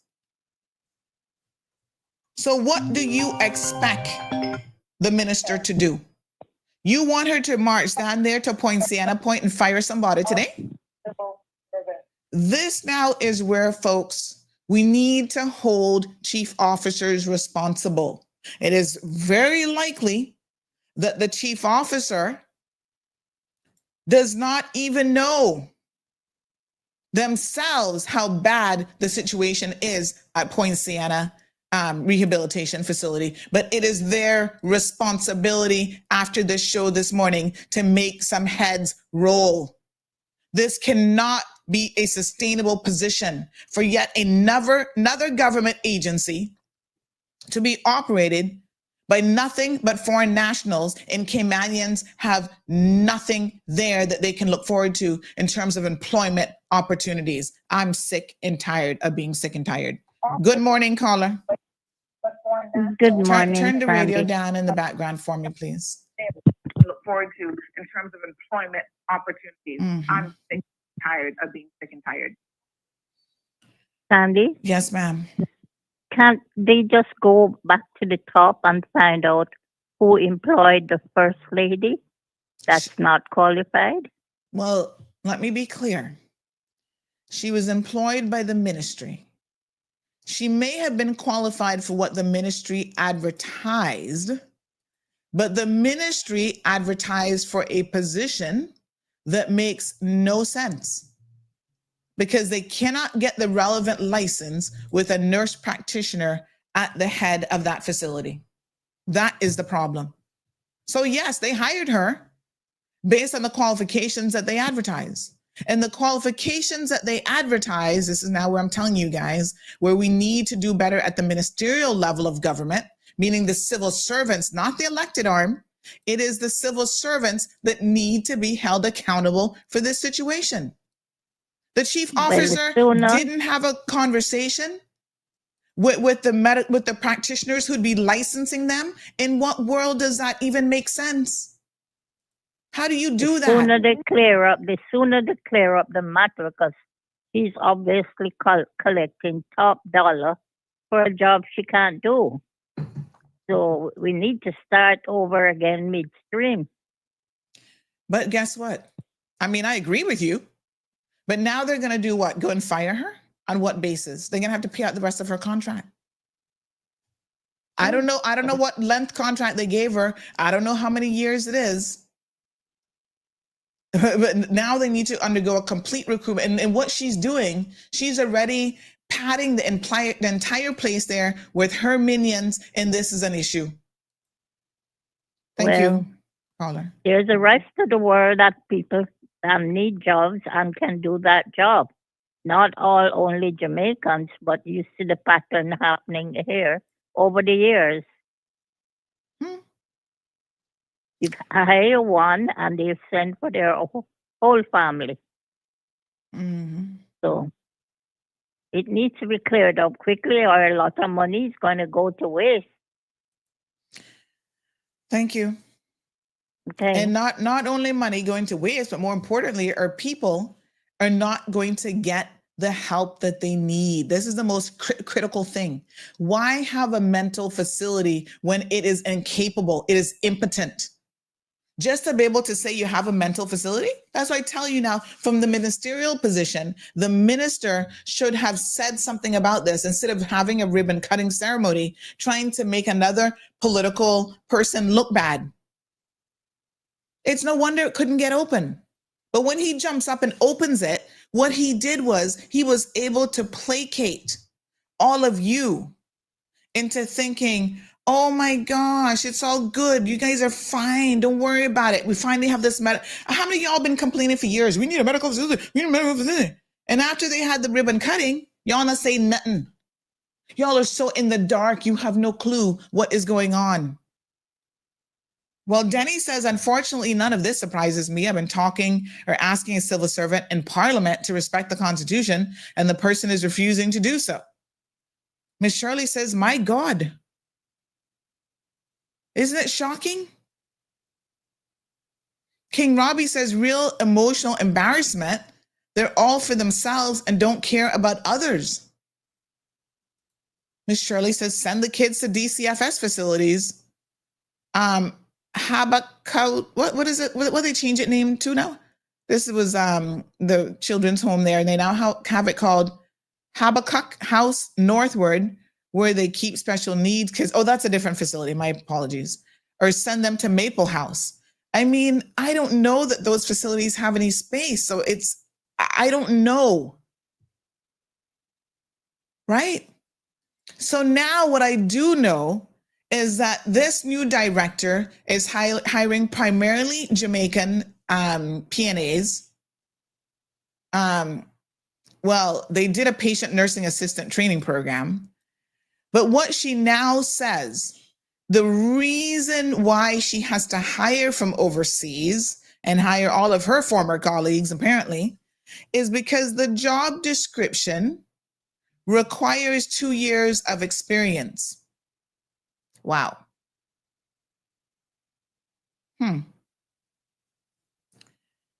So let's think about this.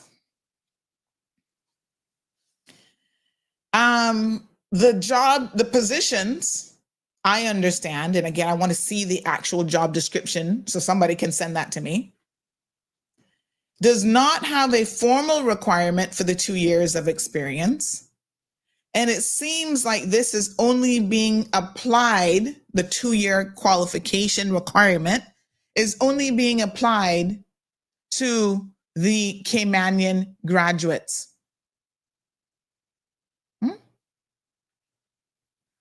Complaints about lack of transparency regarding the certification received upon graduation.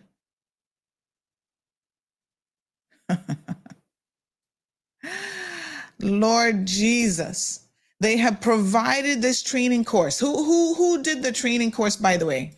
Who did the training? Because here, Caymanians are being told 3 years, other people being told 2 years, and they're being brought in here with little or no experience.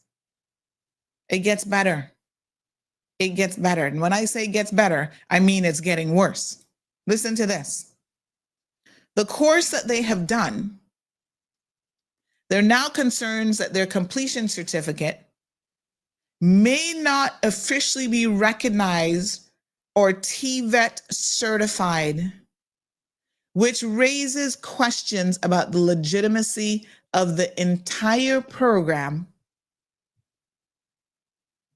and its capability to support long-term employment or career development for these Caymanians. Lord Jesus.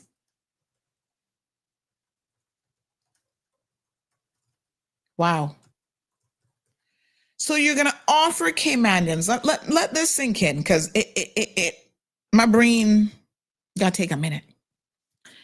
You're offering training for Caymanians, and you are lauding yourself about what an amazing job you're doing. Caymanians, you have this training opportunity, blah, blah, blah, blah, blah. And then all of a sudden we find out that the certification that you're being offered may not even be a proper certification, not TVET certified. So the facility that they're doing the training at doesn't want to hire them. And because it's not a proper certification, those same Caymanians are not going to be able to go anywhere else and get a job based on that qualification. Jesus, we need you over here, please, and thank you. Do y'all understand what I just said? Our government has somehow come up with a formula to provide training to Caymanians, and the training is useless. There are question marks about if they will ever be able to get employment at the facility they're training to get employment at, as well as any other facility on this island. Jesus, please help us. This makes me very upset, and I have a lot of questions around the training now. We need some answers. No, Denny. It's not that it's operating unlawfully. It's not really operating, none at all. Like I said, you can go there and self-check yourself in because you just need a mental health break. It's not meant for someone who the professionals would want to admit to a facility.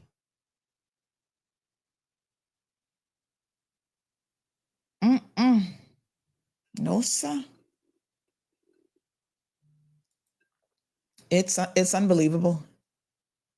Abby says it's theater, like opening the bypass to agricultural grounds for one day. Yeah, Jesus gonna have to take this. He not taking the wheel. He gonna take the whole point. All the Poinciana. Morning, Miss Dalla. How are you? Jennifer says, what a mess, my dear. I gotta tell you, the more I dig, the more of a mess I'm finding.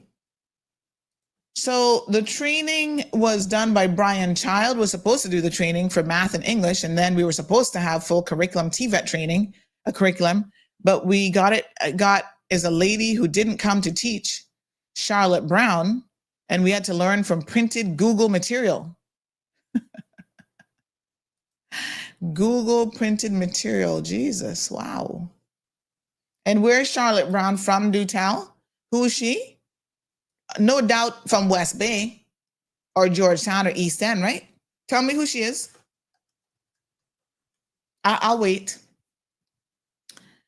16 Caymanians.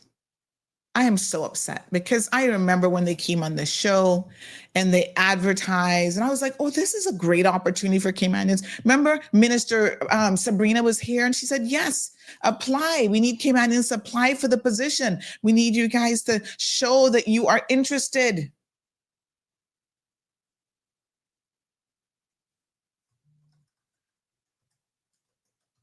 You know?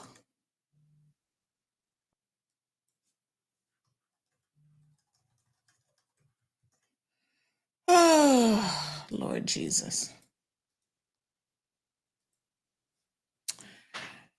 So now they have this lady, Miss Brown, Carolette Brown. Sorry, I think I said Charlotte or something. Carolette Brown, who is here training Caymanian, 16 of them, Jamaican national. And she's not training them. She's making them sit there on the internet and self-learn, and it's probably not going to be useful to them, none at all. Yes, Miss Darlene, where's Dr. Lockhart? I wonder if Dr. Lockhart would sit down with me and do an interview. A cold, hard truth interview. Somebody know Dr. Lockhart. Can you please beg him for an interview? Tell him Auntie needs to roll through and talk to him about this mess that's happening at Poinciana. And my apologies for keep calling it Poinciana Point. That's a development. Somebody else said, we have our mess down here, but please, that's a whole other cup of tea of a mess over there. So, my apologies for the Freudian slip. I think we even got it wrong on the graphics. So I'll ask my little guy here to fix that for me.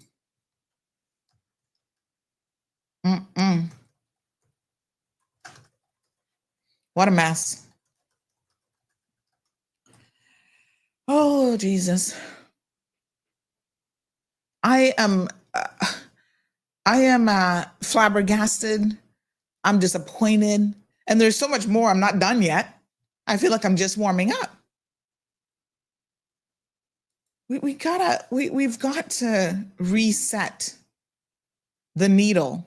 And believe it or not, even putting in the rollover, a lot of you are very, very excited about that for the civil service, but I'm not so sure that that is going to really make a significant difference. And the reason why I say that is even if someone is here for 7 years, well, what's the rollover period going to be now? 8 years, 9 years.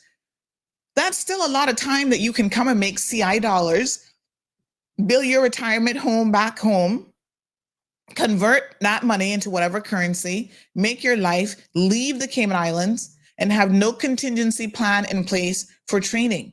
So the rollover by itself does not create training opportunities. You think that's going to prevent them from bringing their little lackeys and friends and BFFs and boyfriends and husbands and whatever here to grab a job for 7, 8, 9, 10 years? That's still a long time. They'll work it, make the money, and then go back home, and they've already built their retirement McMansion up in the hills somewhere.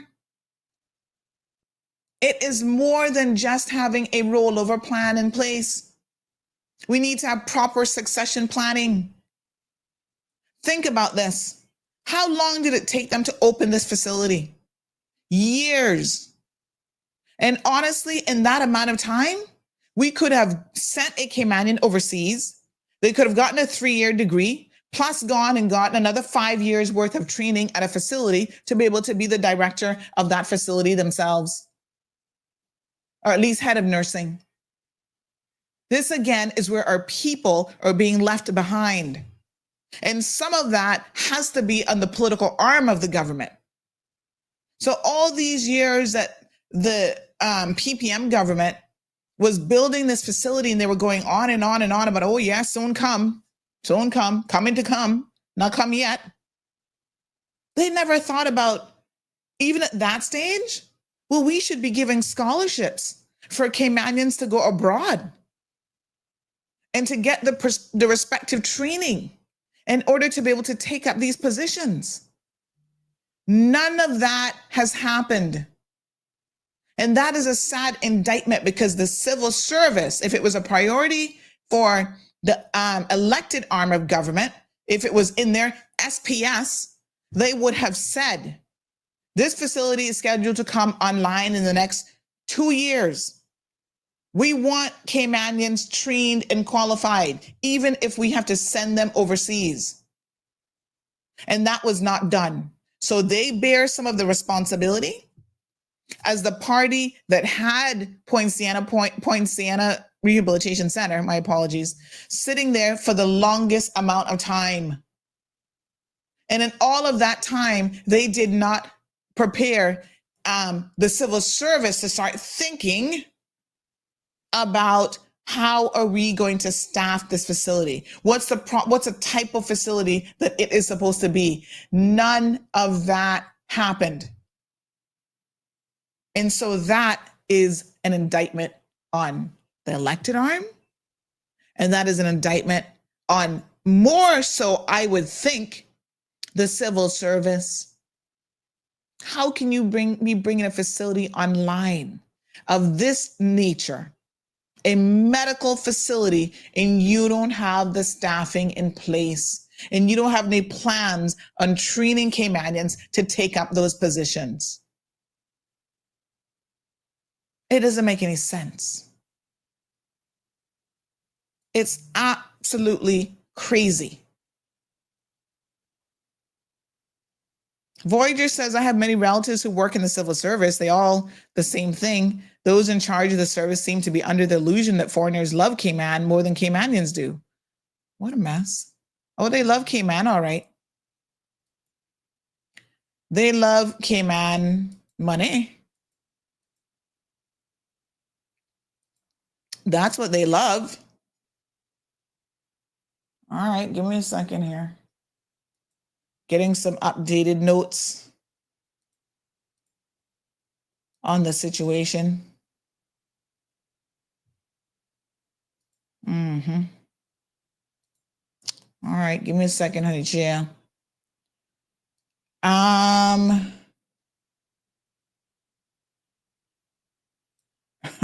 Boy, I tell you, y'all not easy. No, sir. And like I said, I don't want no Jamaican to be calling me after the show time, but they butt hurt. Their feelings hurt this morning because I'm just telling the cold hard truth. Nothing against Jamaicans, nothing against English people, nothing against nobody. But let me just explain it. I don't care if they were English, Australian from Timbuktu. What is happening there is wrong. It is absolutely wrong. Okay? So if I have to call out the Jamaican cabal this morning instead of the maple leaf cabal, what it is, maple syrup one, the Canadians, so be it. It doesn't matter.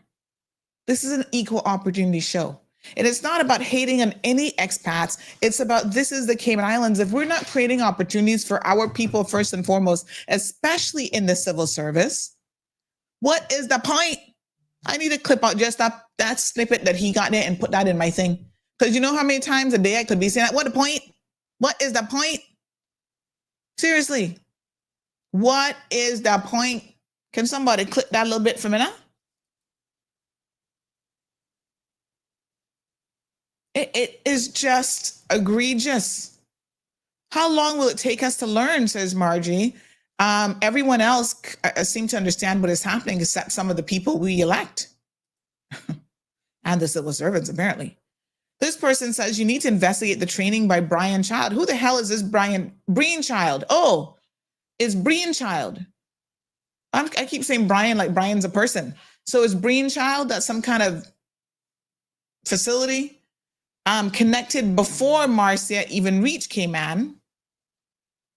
It's pint, not point. I know I have a hard time mispronouncing it, but I know he says, what's the pint? What's the pint? Yeah, what is the pint? Need to look at why Marcia is trying to open group homes here. She was only here for the money. Open group homes? Where's she from? Tell me where she's from. The African HR for Poinciana was brought in, PNA, psychiatric nursing assistant, and try to find out where some of them got their license. This is the real issue. Marcia taught the course. Well, who the hell is Marcia now? What the hell? Say what? Oh, my God. Okay.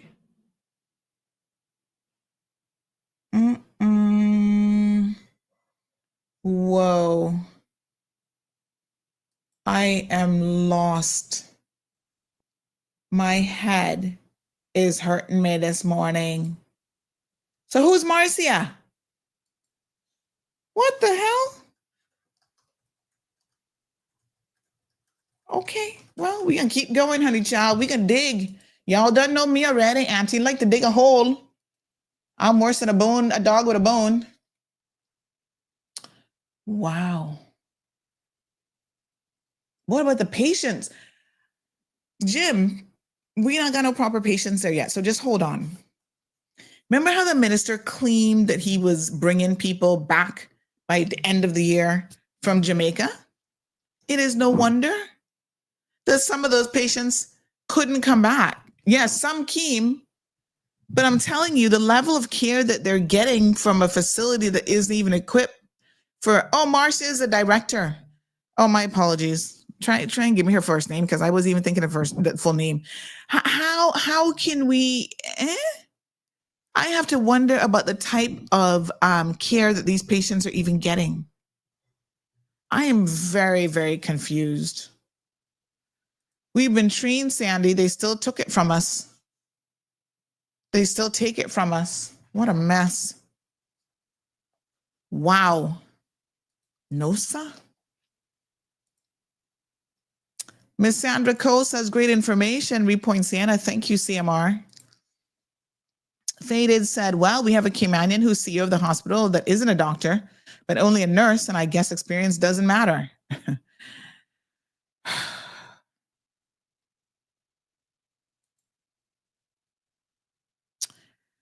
Oh. Smiley Too Cute says workforce also provides training courses, yet once you've completed and graduated as a Caymanian, you still can't get a job. It's one thing not being able to get a job. It's another thing that the training isn't actually certified. Jeez and peace. Oh, wow. Marjorie says, Sandy, this is a fact. No Jamaican is going to hire Kimanian if they can bring someone from Jamaica to fill the post. This is happening in all fields, including construction. Well, we see it. I'm going to tell you the truth. It's all over the place. The judiciary and everywhere else. I mean, not for nothing, but they do look out for their own. They're not looking out for us. Even the IT manager for Poinciana facility is an African. Now shut the front door. Oh, it's 9:38. Will y'all permit me to just say, shut the F up? What? What Caymanians are there? Huh? They couldn't even find an IT manager that's as many qualified IT managers as we have in Cayman? They had to go hire an African? Like I said, I don't really care where he's from. But geez, peace. Oh, wow. This is mind-blowing. Who did we build? We keep asking who we built the country for. Who the hell did we build this facility for? Y'all soon be housing mental health patients from Jamaica too? You won't even have space for Caymanians? Okay, I got to put in an FOI now. Now, y'all know this is coming, and I don't like to put in FOIs, but I need to find out how many people employed at Poinciana, who are they, where they're from, and how many Caymanians. I'm hearing the only Caymanians there are the graduates that now they don't want to give permanent positions to, and 2 bus drivers. This is not a sustainable position. This is ridiculous. Keith says, built this place for Caymanians who are mental health patients overseas so they can come home, be taken care of by their own Caymanian people. Now the government has foreigners hired. Collie says, Miss Sandy, what about the Caymanians that are employing us Jamaicans as caregivers and paying little to nothing? That's against the law. Everybody's looking out for their people. No, Collie, no. That is not something we advocate for in this show. And if you know anything about this show, you will know that right is right and wrong is wrong, regardless of who you are. And I always stand for the right thing. And I say that when Caymanians are doing the wrong thing, they will be highlighted just like everybody else. And we have helped many a domestic worker right here in this program who happen to be Jamaican.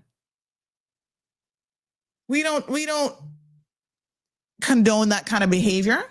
And I don't care if they're Caymanian or not. It's an embarrassment. It's against the law, and they should be reported. And the law needs to deal with them accordingly.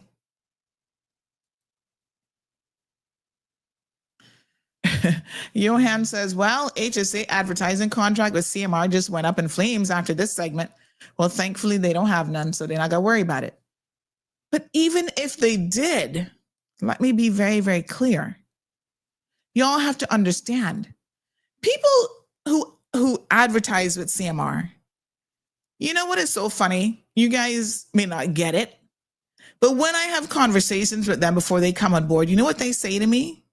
We like the fact that you call people out on their shit, everybody. That is why you have the reputation you do and why people trust you. And I said, good. I'm glad you understand that. Doesn't matter if you're CUC, Health City, it doesn't matter. Because then you can't come on this program and not come up to the CMR standards of accountability and addressing the people, addressing their concerns directly, because that's not what we stand for around here. You understand me? You don't get to create the narrative and pretend, even as an advertiser, if you've got issues, that you don't have issues. Flo, fix it. Because we will call everybody out. And the companies and the organizations who are serious understand the importance of integrity in media.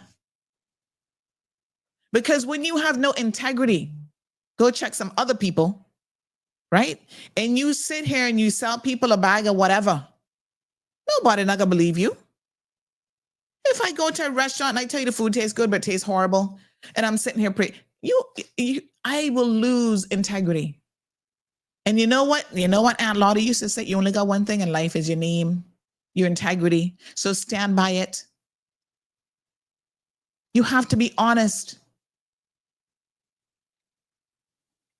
So I don't really care who gets up in their feelings, You'll get over it. We have got to do a better job of fixing the foolishness that is happening in this country. Chief officers, step up to the plate. I'm begging you.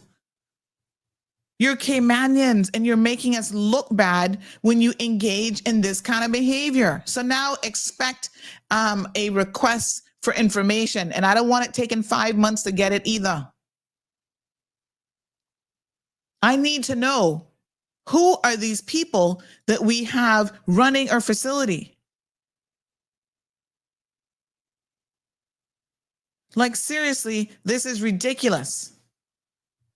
So the director is the one who is the director is the one who is teaching the course? No, sir. I mean, how many jobs she expect to have herself?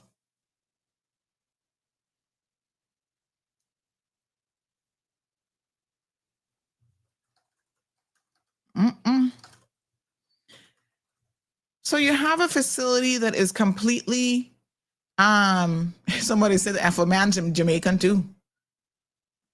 They can come from the UK, Africa, Asia, wherever, because she recruits them from Jamaica. This is grieving me yet this morning. Oh my God. Auntie, not happy, not at all. Oh, now this is what gets under my skin. This kind of foolishness. KY345 says, I'm glad that you're clarifying every aspect. And remember, it's supposed to be the DJ office along with the PS who confirm positions. Mr. France Manderson, I got some questions for you. Oh my God.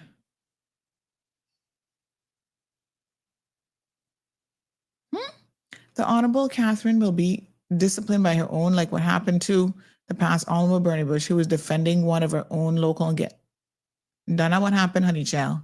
That's not what happened at all, Miss Darlene. And that's not why Bernie Bush was reprimanded. So let's be very clear. I need to clarify this for you. The ministers, there's a separation of power in government. They are not supposed to get involved in the hiring, firing, reprimanding, nothing of civil servants. In the Constitution of the Cayman Islands, that role falls under the governor. She has delegated that to the deputy governor, who's Mr. France Manderson. By the way, he's going to be on Sabrina's show this evening. So I expect to see all of you, 600 people sitting here listening to me. You better tune into Sabrina's show this evening. Good morning, caller.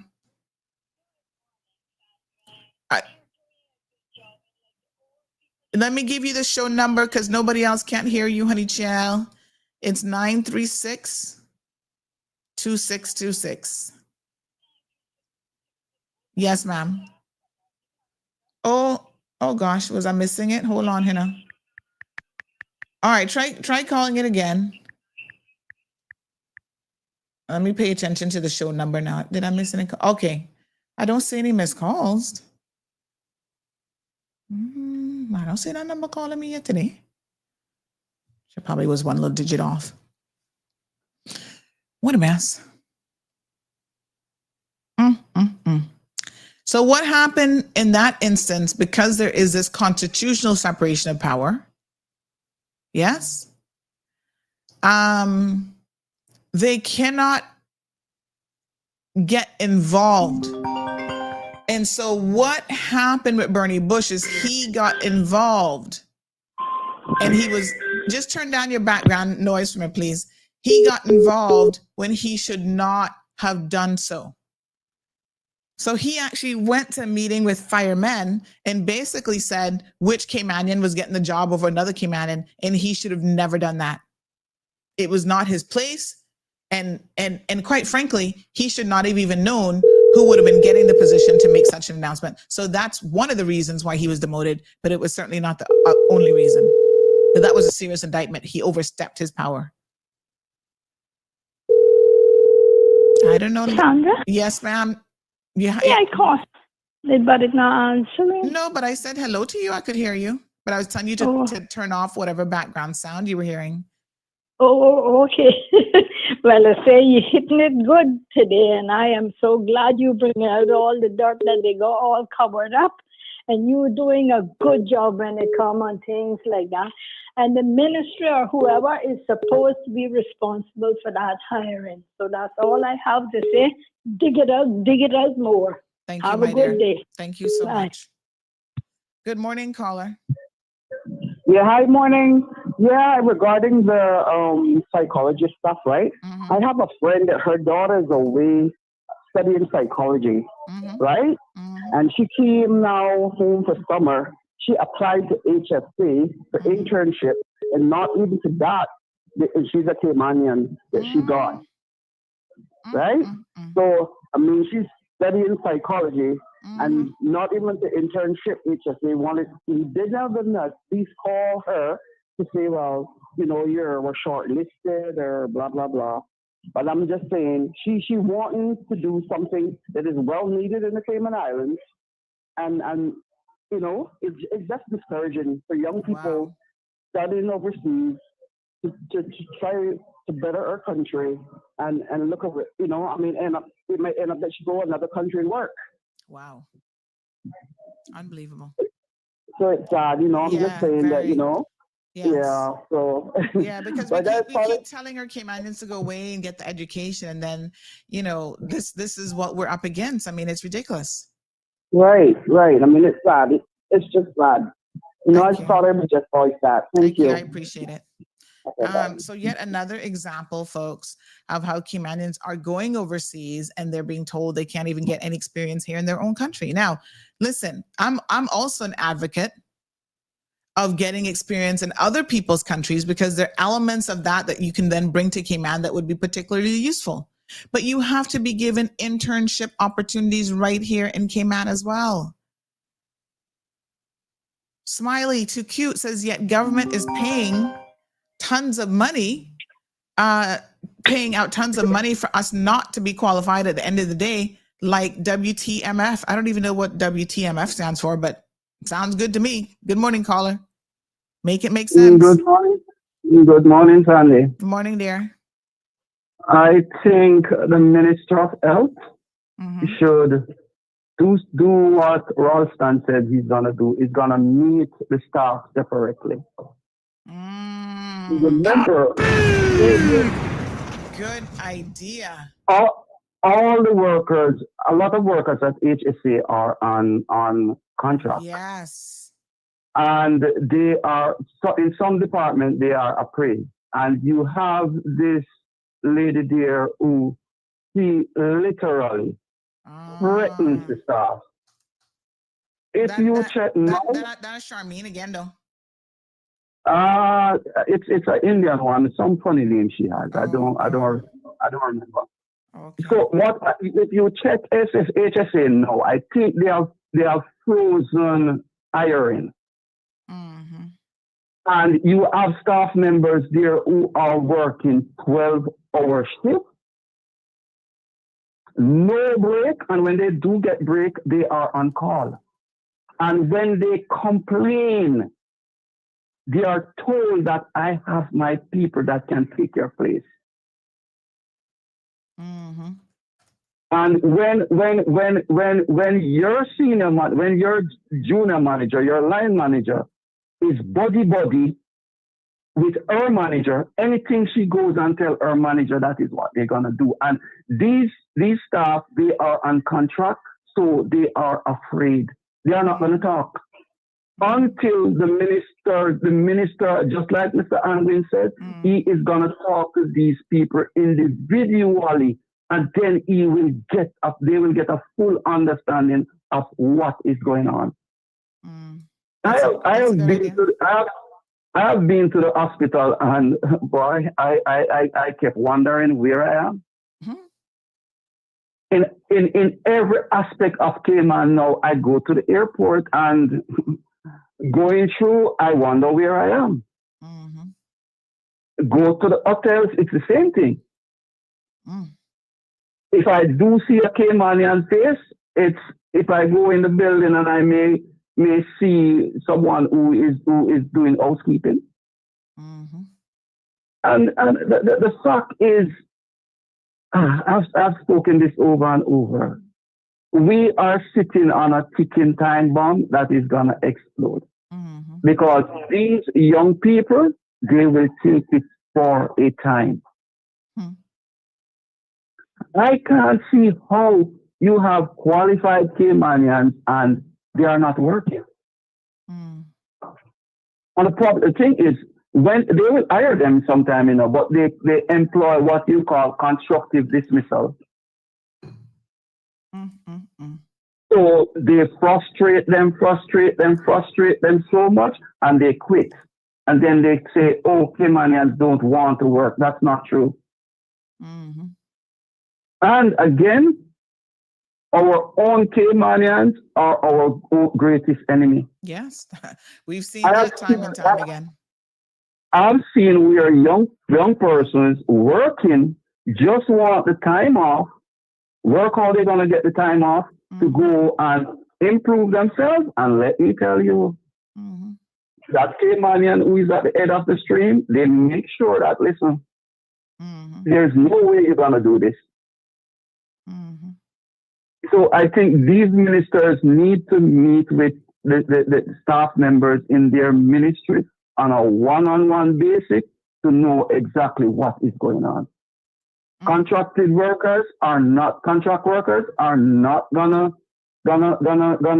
complain to the head of their department or whatever. They're not gonna do it. They will be free to. They will feel freer to contact to open up with the minister, because it is his department, and if it fails or anything, it is gonna come right down to him. So they will try and do and clean up.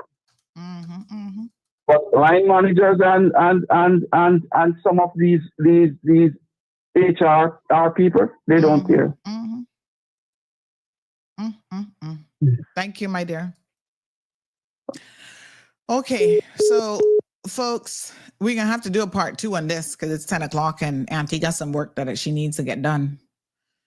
What a mess. I'm not done. Tomorrow is Wednesday. Oh God, I was supposed to have Dr. Carlos on. All right, I tell you what. I'm going to have Dr. Carlos on tomorrow because he is such a gem.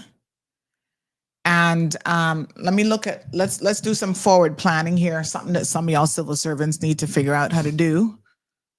Give me 1 second now.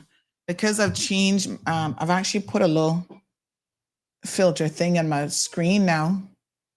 I can't see it as good anymore. Hold on, where's my time? I got, hold on. Auntie, gotta stand up for a second. Don't be looking at my shorts now. They're not like Bada Banu shorts, I can tell you that. But still, y'all don't need to be looking at my legs. These are house shorts only. Good morning, caller. Good morning, Sandra. I trust you're well. Yes. I'm going to be very brief because I know it's 10 o'clock. From what I have heard this morning, I'm not a happy camper as a Caymanian.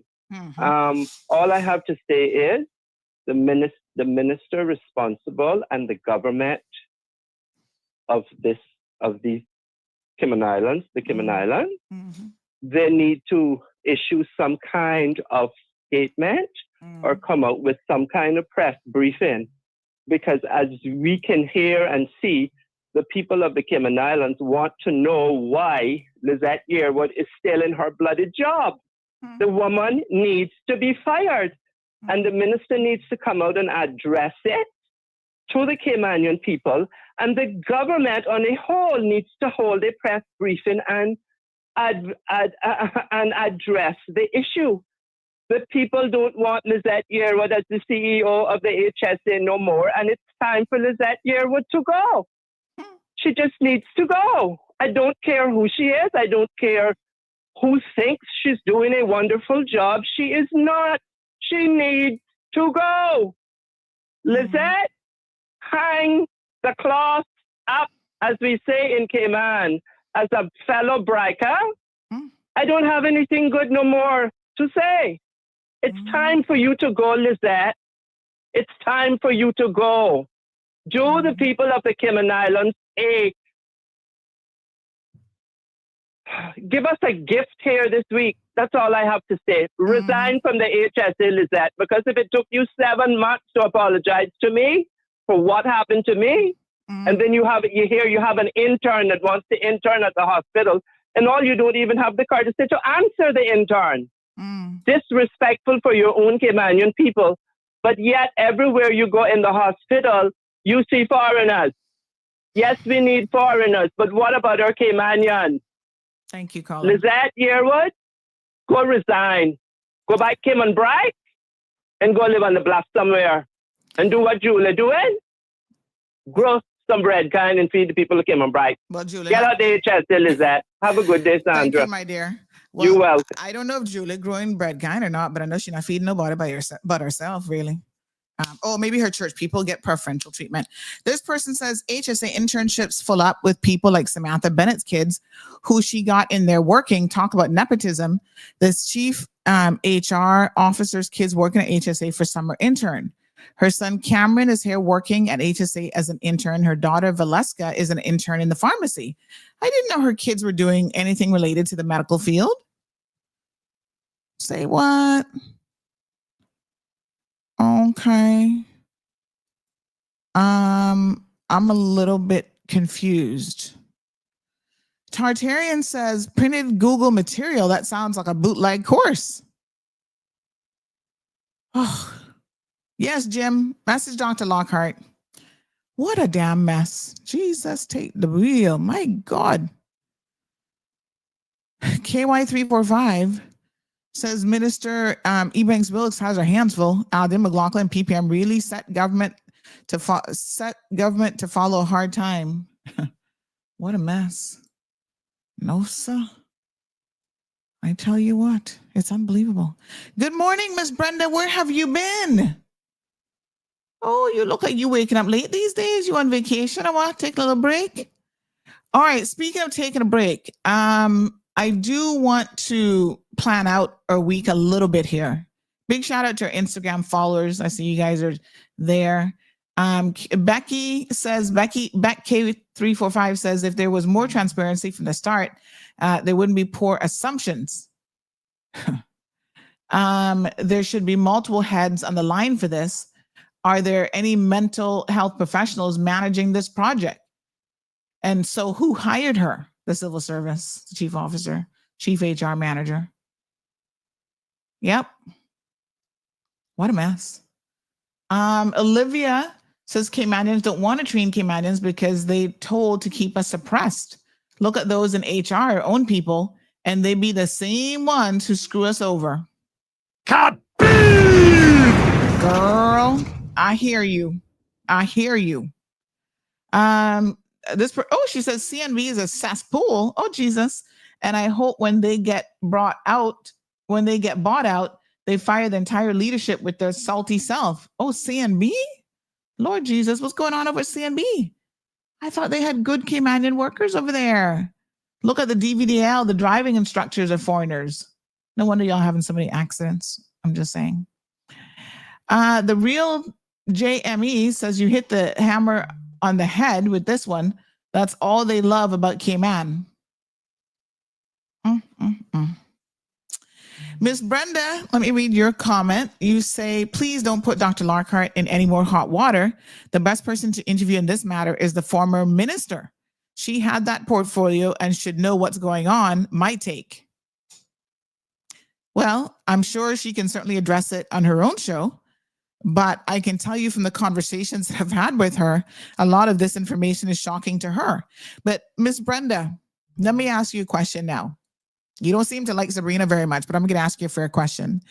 If you have the CEO of the hospital hiding stuff from the board, and the line of command is that the board informs the ministry and the minister of what's happening, how do you think she's going to know what's happening, or any minister for that matter?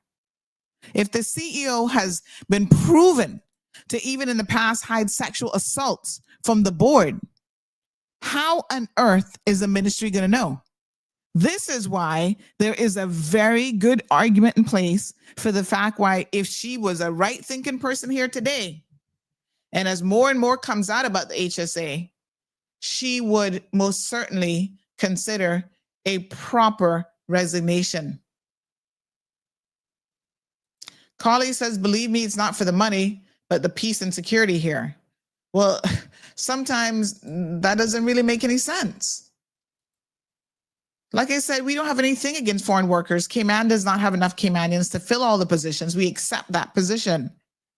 And we accept, by and large, too, that there's a lot of jobs that Caymanians simply don't want. But when you have Caymanians who are willing to train and who want a job and who will take the job and put in the work, they should get the jobs first and foremost. That's why it's called the Cayman Islands. It's not Maple Leaf Islands. It's not Little Jamaica or anything else. So that's what I'm saying, Carly. I don't want anybody to get in their feelings this morning and feel insulted or take it personal, anything that I've said. This is the Cayman Islands. It should be for Caymanians first. And we have lots of opportunities for other people, but the other people should not be getting the opportunities before your own people. And for that, yes, Ms. Gina, I make zero apologies. If you don't understand it, you need to sit down and have a conversation with a Caymanian who's being marginalized in their own country.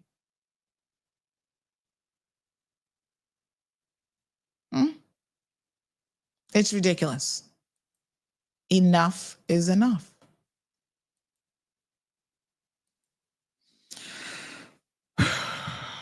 Miss Magdalene, morning, ma'am, says, preach CMR. We have to put Caymanians first, others after.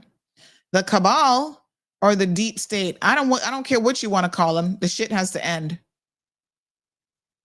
Mark, clip that. Well, I'm lost, Paul. Trying to catch up on some comments here. Oh, that they're only here for the money? Well, I mean, that shouldn't be a shock to anybody.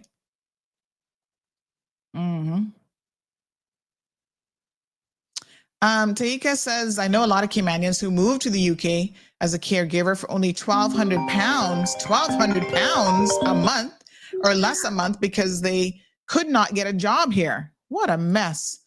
Good morning, caller. Good morning. Morning. You're spreading propaganda on me. What propaganda that is? That you sleeping in until midday? No, the comment that you made after that about me not liking Sabrina. Oh, well, I don't know whether you like her or not, but your comments come across a particular way. No. Like you say, set the record straight now. Like you say, you call it as you see it. I do the same thing. And I don't really care who that person is. I merely said, ask her, because it was her portfolio for like 3.5 years. And you kept alluding to the fact that there were many issues there why she couldn't get the place open and everything that went after that and in between. So maybe now is the time. She did speak on those issues before, but certainly we can ask again. Maybe now is the time that she can say what those issues are or were. That's why I said you do know she did before, right? You know she spoke on what those issues were before when she quit the government. No, I didn't. Okay. I didn't so share a that. recap would be a good idea. But this what is going on right now. Again, it's relevant. She should have been aware of these things. And let me also say that despite what the Constitution says about ministers or elected officials not being involved in hiring, that is hogwash, because they do it anyway. Not all, but the majority of them do. That's why I we wouldn't end say up the with what majority, we but end up if with. they respect the Constitution, and if Yeah, the PAC well, government was demoting people for doing just that, you could see why others would not want to well, do it. we had one case of it. Well. And we could, I certainly could attach different scenarios to that, but I ain't going down that rabbit hole this morning. All I am saying is, and it, as I said, it doesn't matter who the person is. She was the minister that portfolio fell under, the last one anyway, because the other one that came after that was just for a few months. Let her tell the people what's going on, because I'm sure that hiring and so on, training, whatever, all of that was being done. If it was being done, would have been done at under her watch. So whatever the problem is right now, it didn't start yesterday. That has been brewing for quite some time. Just like the issues at the hospital. Absolutely. Nobody from that got elected is blind to what has been happening there. We have all been on the outside looking in. We can see the problems. So don't tell me that the others are blind. And I'm not saying this about Sabrina. I'm speaking about all of them. If they can identify, if you and I can identify where the problems are, then everyone else must have been doing it. Otherwise, they don't live here, or they're deaf, dumb, and blind. That's all I'm saying. All right. So Thank you, my please dear. do not put it out there that I don't like her. To be honest, I know who Sabrina is. I know her mother. I know her father. But I don't know her personally. Okay? All right. Thanks very much for the clarification. Okay. All right. So I think what we're going to do, folks, because there's so much more to this. Somebody's asking, why is it that Caymanian nurses even have to go to Jamaica to get trained? So what we're going to do with this, folks, is we're going to park this conversation. Like I said, there's much more to come on this. So let us circle back to this on Thursday's show. Okay, tomorrow will be Dr. Garcia, Carlos Garcia. He's a psychiatric clinical psychologist and lots of experience. You guys really enjoyed the last time that he was here on the program. So we're not finished with this. We're going to come back for part 2 of this discussion on Thursday's program. So tomorrow we'll invite our guest. We want to give him our full attention. And then we'll come back on Thursday to continue the Poinciana a Poinciana episode. Okay. So bear with me. You know, sometimes we have to do this if we already have guests scheduled. On Thursday, would you guys be okay? I don't even know why I'm asking you, because you know I'm going to do it anyway. I don't really care. If I bring on Sabrina Turner during the morning show, so she can get a double dose that day, I'm going to bring her onto the show, and we're going to get to the bottom of some of this HSA mess that is happening, because now she's no longer part of the government and she's able to speak freely.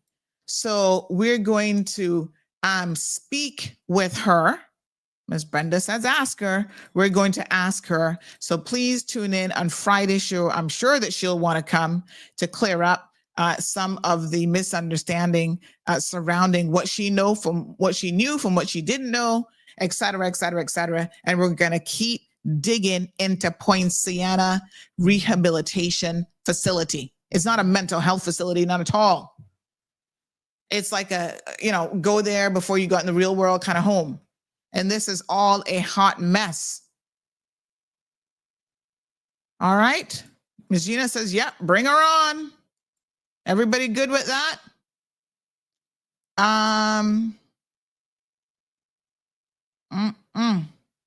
Well, Shaka Zulu say what?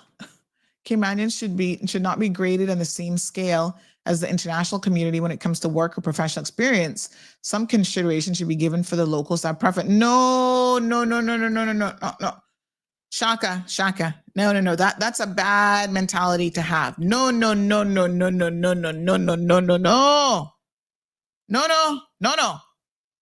Because when you open that box, what you're going to have is people saying, yes, this is the problem in the Cayman Islands. They're not as good. They had to change the rules.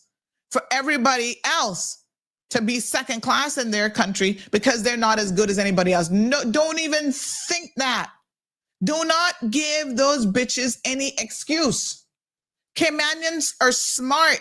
We are hardworking people. We have the skill. We can get the experience. The second we go down that rabbit hole, we have created 2 tiers of jobs in this country, and they will use that against us. We don't need nothing. No. We have some of the brightest minds right here in this country, some of the most qualified people. Do not adjust the qualifications for me, honey child. I will come and meet you and exceed the qualifications, but don't friggin' hold me back just because I'm a Caymanian. And just because you looking to hire your friends, that's a whole different situation. No, don't lower your standards. Lowering your standards don't make you any better. It makes you worse. Somebody said to invite Marcia Mullings Thompson from Poinciana. We know she wouldn't be ready for the cold hard truth. Anyway, folks, I got work to do because I got things going on in my life. Somebody said, give yourself a kaboom. I've got a big project that I'm working on right now with the bank. So let me see what happens with that. I can't tell you all about it yet. Well, let's just say our expansions are coming along nicely and we're working it, honey child. One final call. Good morning, caller. Hi, good morning, Sandra. Siobhan here. How are you? Hi, Siobhan. How you doing?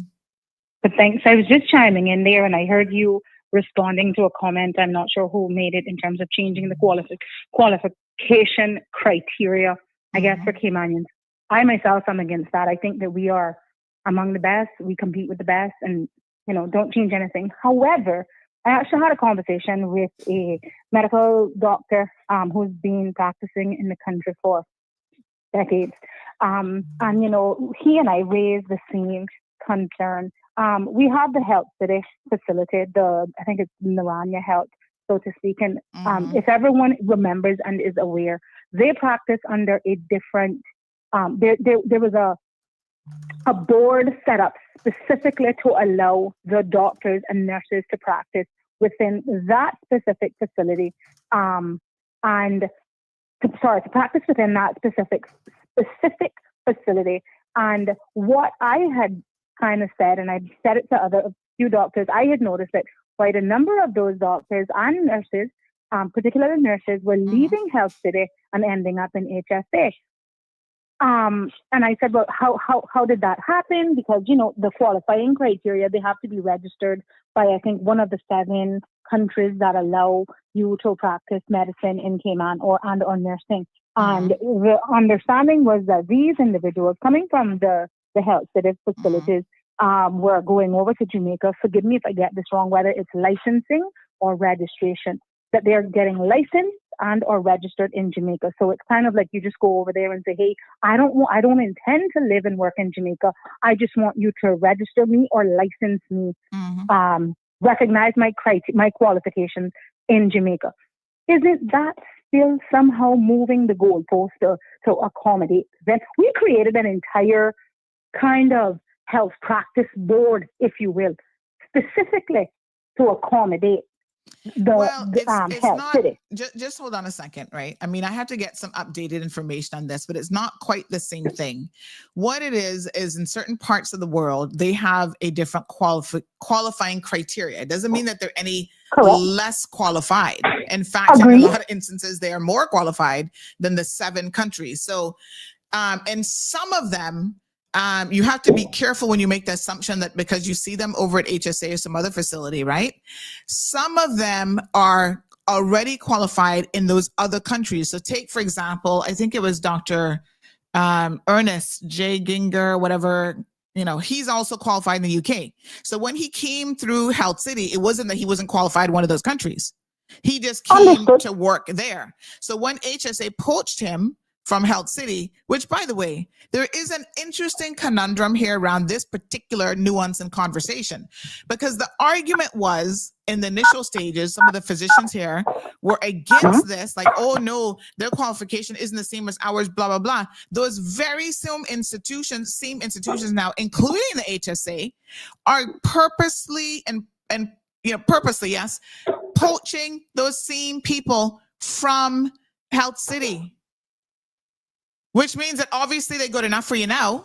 You claim that they weren't good enough for you when they first got here until you find out all their credentials and all their experiences. And in fact, a lot of times they're more qualified than the people that you're bringing here from North America or somewhere else. I'm not suggesting, let me be clear, I'm not suggesting that they are any more or less qualified. Yes, I'm just saying, understand your point that they created a special type of licensing. No, correct. They created a special type of licensing to specifically accommodate Health City. Yes, but that's not the suggestion that was just made. The suggestion that was just made is for us to lower the goalposts for Caymanians. Absolutely not.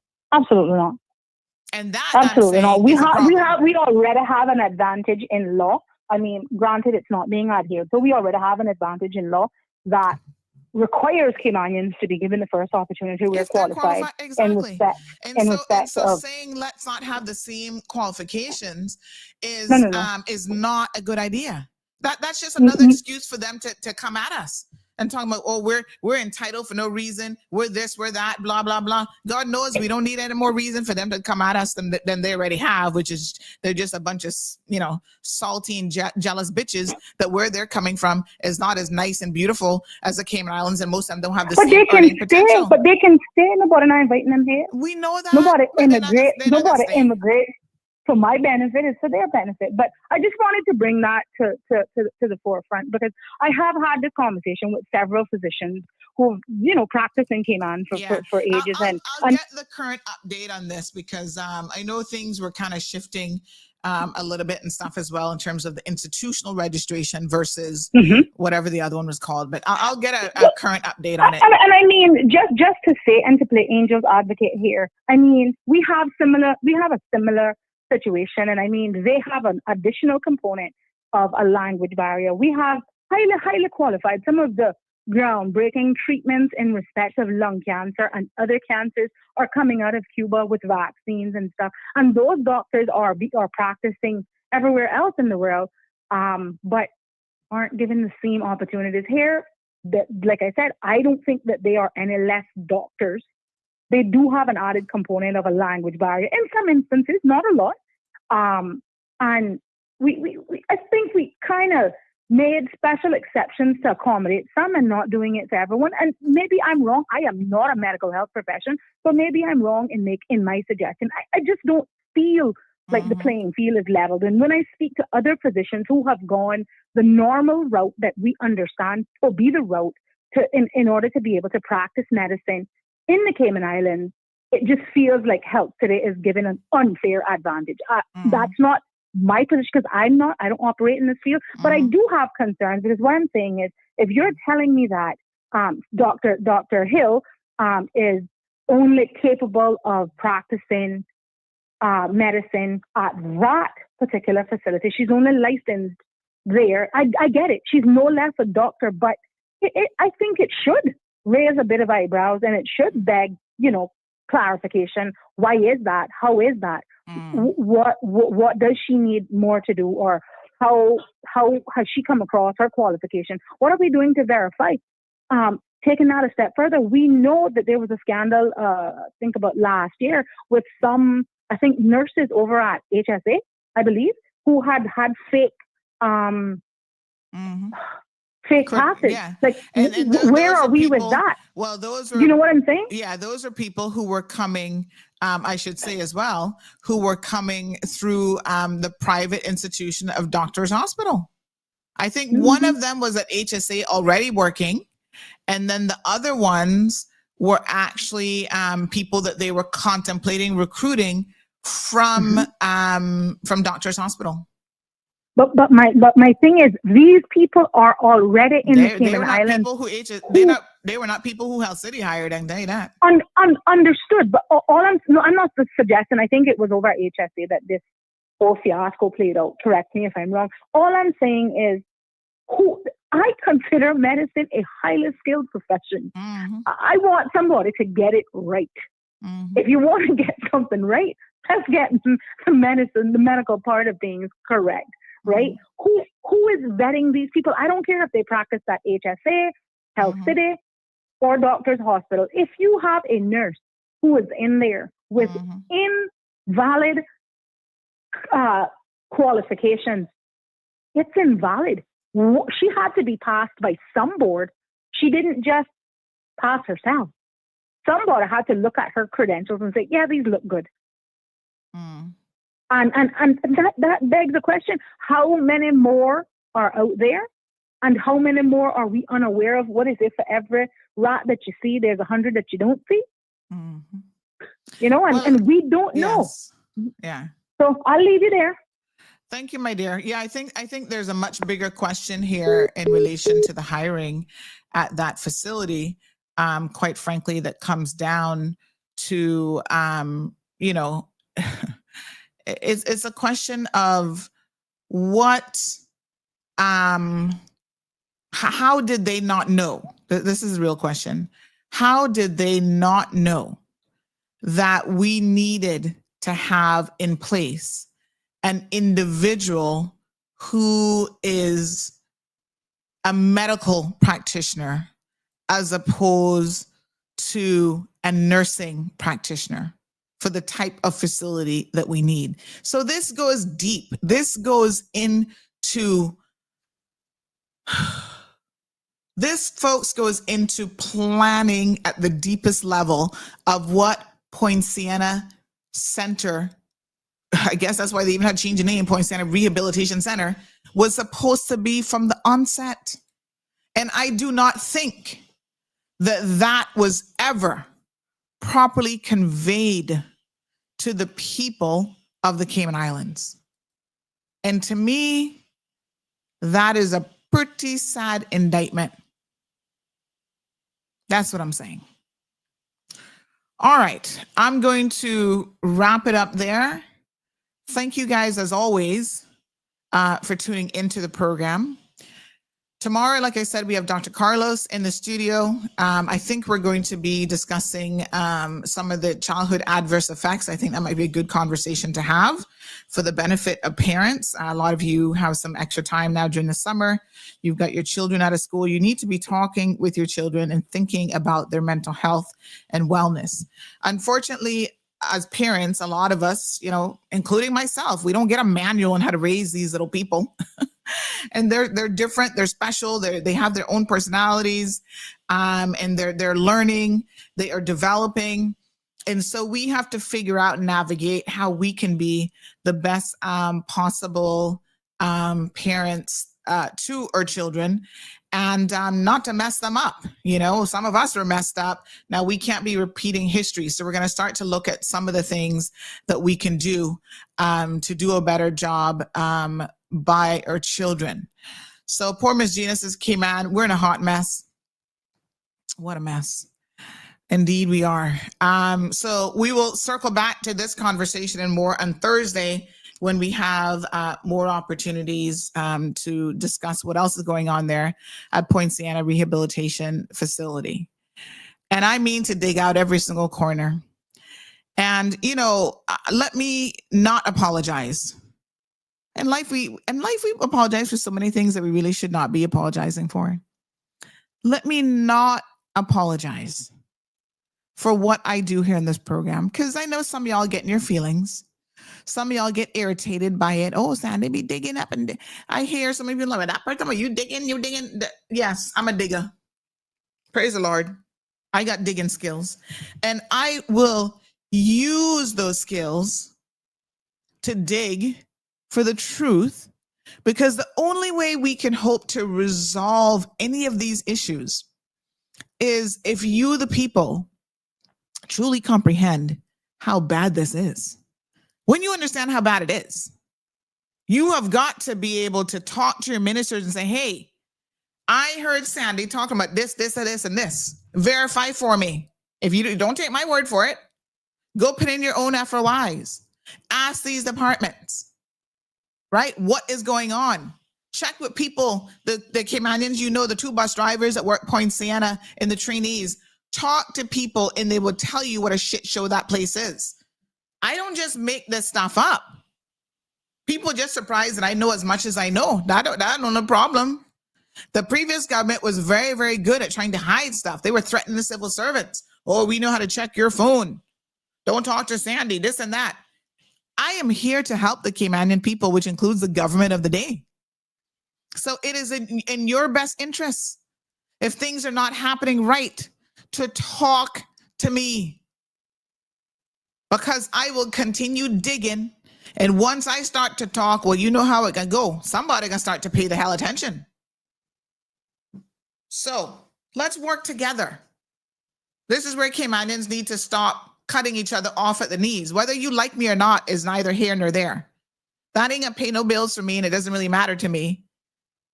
I'm here ultimately for the growth and development and advancement of this country, which means that we start with Caymanians first. And I will always support my people as long as we are doing the right thing. Now, when you come with your thieving selves and everything else, then you can't get my support. That's a whole other cup of tea, whole kettle. Take the whole kettle of tea right there, because that's not gonna work. All right? But if you're doing the right thing, folks, I'm here for you, and you can always count on me having your back. All right. I think I can say my congratulations now to Misha. Is that, by now she should have a bundle of joy in her hands or in the little crib or something there. Hopefully the delivery went fine this morning. Brought back memories of when I had my little Gigi, August the 9th, 2016. And she was brought into the world by C-section. And it was really a moment when, it literally brought tears to my eyes to see, going through the process of motherhood. And it's just such an amazing thing, I think, to have the privilege of being able to do. So, and I was so glad. And I was like, oh, she's got all her fingers and toes. Oh my gosh. Amazing. And she was actually a pretty baby from day one. I know all parents say that, but I'm just saying she really was a pretty little bitsy thing. I was like, oh my God, she's so tiny. All right, folks. Speaking of that, we got birthdays coming up. Gigi's birthday's on the 9th of August. Mine is the 18th of August. So we're going to take our holiday the end of the month this year. I don't know what y'all argue in the comments about, but I'm not getting into it right now. So we're going to take our vacation from the 25th until the 3rd of the month. So there will be no show the week of the 25th with me. I don't know if I can convince anybody else. Sabrina, if she's ready for it, it's a lot of responsibility. So I don't know if she's ready for it as yet to do both a morning show and an evening show. Child, she might be fatigued. But anywho, let's see what we can work out. Otherwise, we all take a break from the cold hard truth. God knows sometimes we feel like we need a vacation, and then we come back in August hitting it hard again. All right, folks. Love y'all like cooked food. I will see you tomorrow. Tune in early because Dr. Carlos is going to be here, okay? We'll see you guys tomorrow. Take care until then. Thank you for tuning in to another episode of The Cold Hard Truth on Bobo 89.1 FM. Cayman's #1 talk show is live weekdays from 7:30 a.m. Never miss an episode again. Watch anytime on CMR's Facebook and YouTube channels for the latest show episodes. Don't forget to follow us online on our social media channels and visit CaymanMarlRoad.com for all the latest news and community happenings.